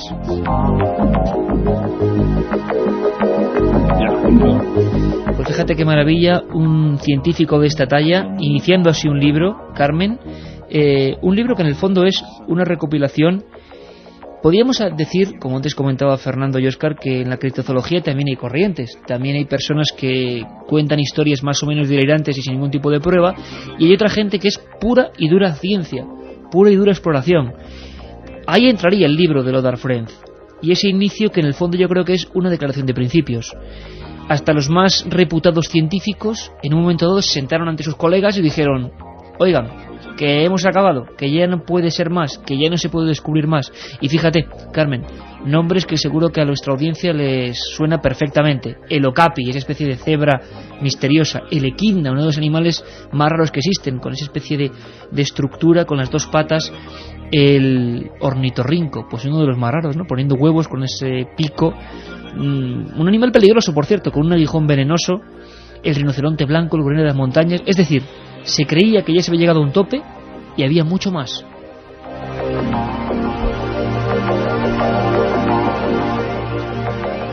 Lo bueno, Iker, es que los descubrimientos no paran. Elche, por ejemplo, ha descubierto su ave elefante. Elche, aquí en Alicante, vamos. En Alicante, varios cientos de fragmentos de cáscaras de huevo con una antigüedad de entre 5 y 6,5 millones de años, pertenecientes a un ejemplar de ave elefante, especie extinguida, han sido hallados en Elche por un grupo de paleontólogos ilicitanos. El responsable del grupo paleontológico de Elche, José Manuel Marín, anunció que se ha encontrado en buen estado de conservación un total de 497 fragmentos fosilizados de la cáscara de, al parecer, un único huevo de ave elefante que vivió en el periodo mesiniense. Esta especie debe su nombre a que está considerada por la literatura científica internacional como el ave de mayor envergadura que ha existido sobre el planeta, con un peso que llegaba a alcanzar, fíjate, la media tonelada. 500 kilos el ave elefante.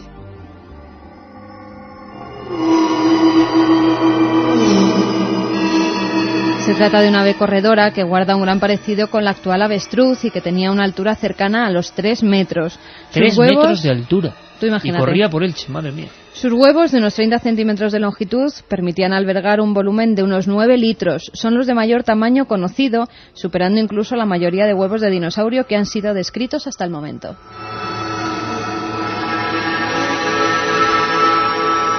Está clarísimo, Carmen, que no hace falta irse muy lejos incluso. Elche, como cualquier otro punto de España, tenemos noticias también de otros lugares, nos muestran siempre novedades espontáneas, directas, que a veces no ocupan las portadas de los periódicos, pero precisamente, ya lo sabéis, Milenio 3 se encarga de lo que no se cuenta habitualmente. Y lo que no se cuenta es apasionante. Y hoy estamos hablando de ciencia, de pura y dura ciencia.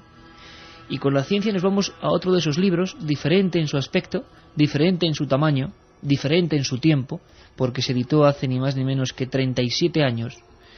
Pero creo que básico para todos los que aman la búsqueda de los animales desconocidos.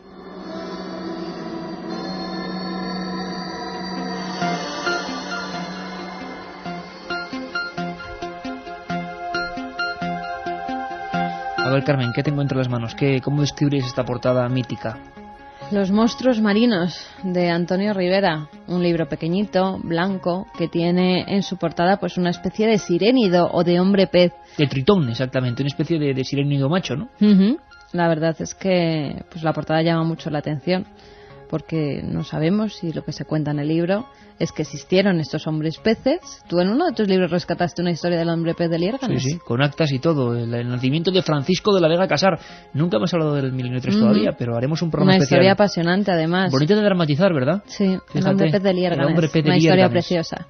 Y pues a lo mejor existían esos hombres peces, ¿no? Si ha habido actas como la de Liérganes en el que se ve que era un hombre y que fue encontrado. Deformidad, por lo menos. Claro, y hace poco dábamos noticias de un niño sirénido que había nacido también. O sea, que estas deformidades todavía siguen existiendo. Bueno, de momento lo que tenemos en las manos es la evidencia de que hace 37 años un gran padre de la divulgación de lo misterioso, Antonio Rivera y Jordá, pues se adelantó a su tiempo y hizo uno de los libros primigenios del asunto de los animales desconocidos. Carmen lo ha dicho muy bien.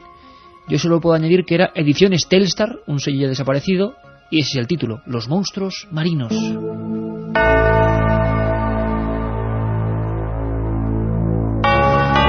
Es el principio de este libro porque también yo creo que indica perfectamente el espíritu de Antonio Rivera, que por cierto era un experto submarinista. Además habla de las profundidades, de ese lugar tan inexplorado, tan sombrío en ocasiones. Antonio Rivera, en su página número 1 de ese libro clásico, que desde luego si lo encontréis en cualquier lugar tenéis que cogerlo como sea, comprarlo a cualquier precio, dice así: el mar. Y prosigue el gran Antonio, que ya no está entre nosotros, dice: tras esta palabra se oculta uno de los mayores misterios que aún subsisten en nuestro globo. Un mundo dentro de un mundo, un universo con sus propias leyes, sus habitantes y sus dramas. Durante siglos, desde los mismos orígenes, la humanidad ha contemplado temerosa unas veces, admirada otras, la sonrisa. La mitología pobló este mundo de seres fantásticos, dioses y semidioses, diablos y demonios. El navegante que surcaba sus aguas lo veía en su imaginación lleno de monstruos y quimeras. A muy pocos metros bajo la quilla empezaba ya el misterio y lo desconocido. Y Juan Aranaz, que sé que también tiene mucho respeto por el mar, que antes lo hablábamos, que nos pone estas músicas que parecen eso, sirenas. ¿Existieron las sirenas? Pues es uno de esos cánticos misteriosos, ¿no?, que llamaban la atención y parece que los científicos tienen una explicación natural de algún tipo de mamíferos marinos en concretos que pueden hacer estos cánticos, parecidos al sensual alarido de una mujer. Sin embargo, es cierto que incluso en la India se hacían falsificaciones, sirenas que eran esqueletos humanos adheridos macabramente a estructuras óseas y a pieles de pez, y se vendían, y algunos museos importantes de Europa incluso lo enseñaban como eso, el cuerpo de una sirena. No tenemos ninguna muestra, desde luego, de que existieran las sirenas, solo en las mentalidades de algunos escritores antiguos. Sin embargo, libros como este, Los monstruos marinos, iniciaban un camino que nos lleva a comprender que todavía hoy conocemos muy poco de esa superficie azul, negra en la profundidad, que ocupa, a veces no lo pensamos, el 70% de lo que es la superficie de nuestro planeta. Yo me quedo con una frase que siempre repite nuestro invitado anterior, Fernando González Siches: conocemos mucho mejor el cosmos. El hombre ha salido más veces al cosmos que a los abismos. Ahí queda eso.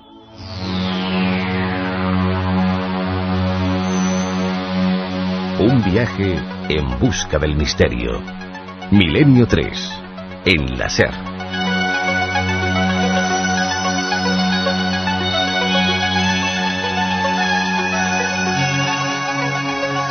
Y con esta música maravillosa de Olin, de Michael Huguen, música de exploración y de búsqueda, seguimos con las noticias, Carmen, noticias frescas que llegan hasta nuestra redacción de Milenio 3. Antes hablabas de las sirenas y, bueno, esos seres parecen celestiales, parecen pues unos seres, aunque sean legendarios, buenos, bondadosos siempre.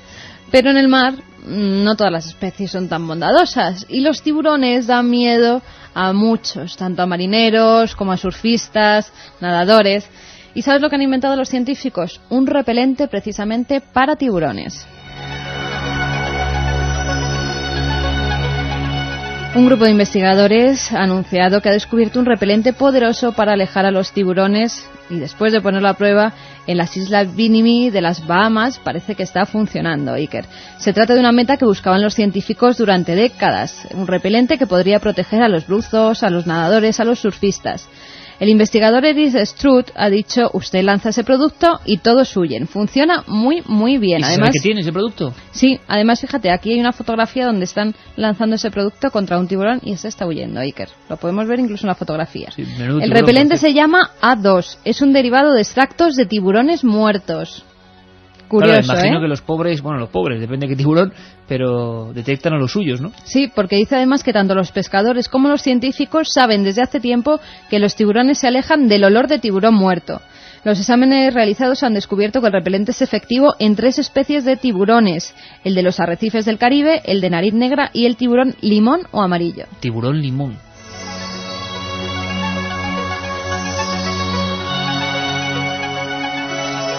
Desde luego que el hombre tiene que combatir, ha sido siempre así, no ahora, aunque lo políticamente correcto indica que, bueno, todos vivimos en armonía con los animales, pero no siempre ha sido así, ni sigue siendo así. En algunos lugares los animales representan un peligro evidente para el ser humano. Las costas de Australia y las costas de Sudáfrica todavía son un ejemplo de muertes al cabo del año por ataques de tiburón. Y alguna vez le hemos contado, le hemos dicho así de claro, que en nuestros mares, en nuestro litoral, en la península, tenemos un montón de tiburones, y algunos de ellos de alta profundidad, bien desconocidos, y bien terroríficos. ¿Quién todavía cuando se mete en el mar muchas veces no escucha esa musiquilla de tiburón, verdad? Sí, claro, esa película que se nos quedó a todos en la mente cuando entramos en la playa. Yo no sé si lo escucharía en su época Ambroise Paré, al que antes te referías, Carmen, pero sí es un libro de cabecera que muchas veces hemos reproducido en reportajes diversos, hemos consultado sobre todo. Es un libro absolutamente mítico, absolutamente imprescindible, muy difícil de encontrar. Lo editó Siruela, que también había hecho el libro de los animales misteriosos. Hay que destacar el buen hacer de esta editorial en el mundo de libros muy poco conocidos. Ambroise Paré, hemos hablado de él, otra vida de esas de leyenda. Fue el primer cirujano regio que se especializó en heridas de guerra. Fue el primero que hizo varios bestsellers en su época, en pleno siglo XVI, para la cura de estas heridas de fuego, cuando el ser humano se enfrentaba a su propia maldad y se enfrentaba a heridas nuevas. Pero su vida cambió cuando, una noche de 1573, si no recuerdo mal, fue llamado, estaba muy cerca de su ciudad donde él residía en ese momento, en Turín, porque había habido un extraño parto, un parto humano. Según cuenta Ambroise Paré, lo que nació de aquella mujer era una especie de cosa monstruosa. Dijo que era un niño con una especie de cuernos o de protuberancias en la cabeza, que tenía las rodillas en las corvas, es decir, la pierna girada, y una cara rojiza. Al mismo tiempo, las manos se acababan en una especie de garras. Ese niño, sea lo que fuera, salió gateando, previo desmayo de la comadrona de la madre y el follón que se montó. Ambroise Paré quedó tan impresionado al asistir, como médico y cirujano que era, a aquel nacimiento monstruoso, que dedicó parte de su vida a investigar todos los casos parecidos. Dicen que hizo, Carmen, más de 6.000 fichas. 6.000 fichas que, digamos, las más célebres están resumidas en este libro, que os recomendamos, por supuesto. Ambroise Paré, Monstruos y Prodigios. Y en la portada de este libro, hecho como con páginas arrugadas, páginas amarillentas... De pergamino. Pergamino, exactamente. Como si fueran pergaminos, tal y como fue escrito de verdad. Si giramos sus hojas, madre mía, nos encontramos animales de la ficción o de la realidad. La creencia en el unicornio, bueno, que era hasta hace no mucho tiempo. La bestia de Hapalm, el ave del paraíso con cabeza de hombre. Hay que tener en cuenta que hablamos del siglo XVI, fíjate. El pez monstruoso, una especie de pez sierra con una especie de espada tubular. Sí, realmente como un murciélago marino. Las descripciones, no había fotografía, no había internet, desde luego, no había cámaras de televisión, eran relatos orales. Los animales acababan siendo, bueno, pues condenados a la putrefacción, y lo que nos quedaban eran las crónicas. Hombres peces y todo un capítulo de hombres peces, gente que creía haber visto estos tritones humanos en lugares como Egipto, en lugares como el norte de Europa. Pero vamos a comenzar también porque es clarísima, además, la definición que hace Ambroise Paré con la primera página de este libro. Un libro que fue considerado, atención, maldito. En la primera hoja de Monstruos y Prodigios encontramos uno de esos grabados. Los hacía el propio Ambroise Paré, un dibujante excepcional. Es un libro sobre monstruos animales y monstruos humanos. Causó un impacto sensacional. Se recuerda que en el primer año, cuando desde luego vender libros no era nada fácil y la imprenta casi acababa de nacer, se hicieron 19 ediciones, que no es nada fácil, desde luego, ni en los días que corren. Empezaba ese libro con un dibujo, como decimos, que fíjate, pone figura 1, y a mano Paré escribía potro con cabeza humana.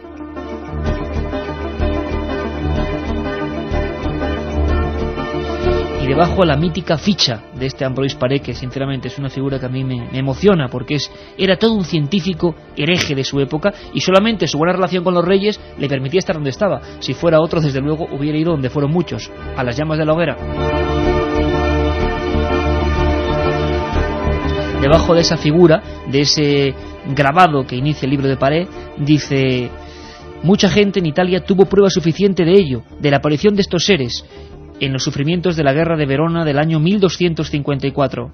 Allí, una yegua parió un potrillo con cabeza de hombre bien formada. Lo demás era caballo. Como puedes verlo, amigo médico, eran cartas, en esta imagen. Ambroise Paré empezaba este libro legendario diciendo las causas de los monstruos. Y decía, fíjate de curioso, Carmen, cómo ha cambiado la ciencia, cómo han cambiado los tiempos. Decía, la causa de los monstruos es variada. La primera es la gloria de Dios. La segunda, su cólera. La tercera, la cantidad excesiva de semen en los monstruos humanos, según era la creencia. La cuarta, su cantidad insuficiente. La quinta, la imaginación. La sexta, el reducido tamaño de la matriz de las mujeres, que podía provocar esas deformaciones, siempre según Ambroise Paré. La séptima, el modo inadecuado de sentarse de la madre. Y la octava podía ser la podredumbre o la relación con animales, que debía ser bastante habitual en aquella época en el campo europeo, por ejemplo. Y entonces se decían historias de eso. Anguilas que llegaban a reproducirse en el interior de seres humanos. Y casos como este. Yeguas, potros con cabeza de hombre.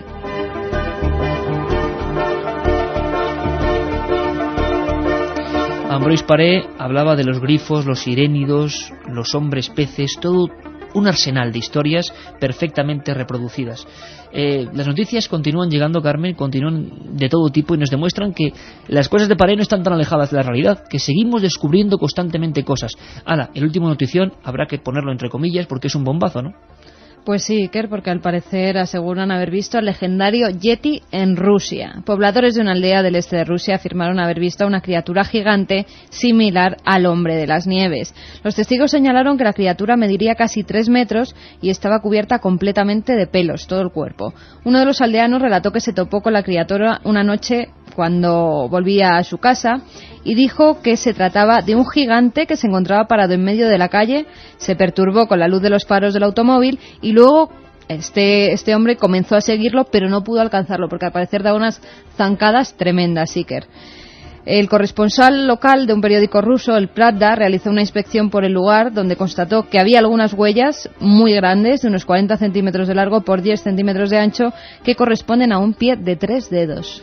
Bueno, el Yeti siempre es el Bigfoot, Sasquatch, los nombres, los almas de la antigua Unión Soviética. Bueno, ¿recuerdas a César Pérez de Tudela en este programa hace 2 años diciendo que él lo vio? Y tantos testimonios. Bueno, no hemos tenido, en algunos casos hubo pelos, ¿te acuerdas? Bueno, por cierto, el libro Criptozoología, otro de los que destacamos, lo editó EDAF, lo realizaron José Gregorio González y David Heilen, 2 excelentes investigadores canarios y buenos amigos de este programa, y precisamente el inicio de su libro, Carmen, va con eso. Dice, la primera semana de abril del 2001 se vivió con intensa sensación en el mundo de la criptozoología. Se decía, dicen ellos, no era para menos, una expedición británica que seguía el rastro del Yeti había encontrado en un cedro de un bosque de Botán restos de pelo pertenecientes a la supuesta criatura. Fueron llevados por Robert McCall al Instituto de Oxford de Biología Molecular y allí se estaba extrayendo el ADN. Pocas noticias después, pero de nuevo el Yeti 2001, la primera vez que quedaban pelos, hebras con piel de esta criatura. ¿Existe o no existe? De vez en cuando, Carmen, los teletipos cuentan esas noticias. Cuentan que la figura, la sombra, la leyenda del Yeti sigue presente. Luego Nosotros también ha habido ni algunas filmaciones que se han descubierto que eran fraudulentas, por supuesto, que era gente disfrazada como de un mono gigante, una especie de hombre. Sí, incluso que eran completamente falsas. Que los ordenadores han permitido aumentar lo que es el acercamiento a la imagen y se ha visto una cremallera. No cremallera, sino accidentes de coches, Carmen, los que ayer mismo se producían en Nueva York. Y es una historia con la que queremos terminar este programa especial de criptozoología, una historia significativa. Dice el teletipo de varias agencias, de la AP, dice, un tigre blanco se escapó de un circo, alarmó a excursionistas y automovilistas y provocó diversos accidentes. El tigre escapó de un circo, se llamaba Apolo, el tigre, el nombre del tigre, y realmente fue una auténtica cacería la que tuvo que hacerse entre coches y los edificios célebres del distrito de Queens. Curioso el paralelismo, ¿no? Vivimos en el año 2004, vivimos con toda una tecnología y entre esas tiendas de teléfonos móviles, entre esas tiendas conectadas a internet, entre ese mundo de cables cibernéticos, ese tigre corriendo solo, buscando la libertad. Es un poco el contraste de este mundo. Hasta en Nueva York puede haber de repente animales desconocidos. ¿Os imagináis ir en un taxi en Nueva York, ir a sacar unas entradas para ver a los Knicks y encontraros al trote, al majestuoso tigre blanco? Con esa increíble y bella imagen acabamos, Carmen. La criptozoología seguirá dándonos muchas sorpresas, ¿verdad? Y el domingo, ya sabéis que en estos especiales que estamos haciendo de verano nos volvemos a ver a las 9 de la noche, Iker. De 9 a 10. Eso es, otro especial de Milenio 3 en verano. Os esperamos en este verano fresquito desde luego la información, por lo que es en el tiempo, madre mía, pero lleno de novedades, lleno de sorpresas. Milenio 3, os esperamos. Un abrazo, amigos.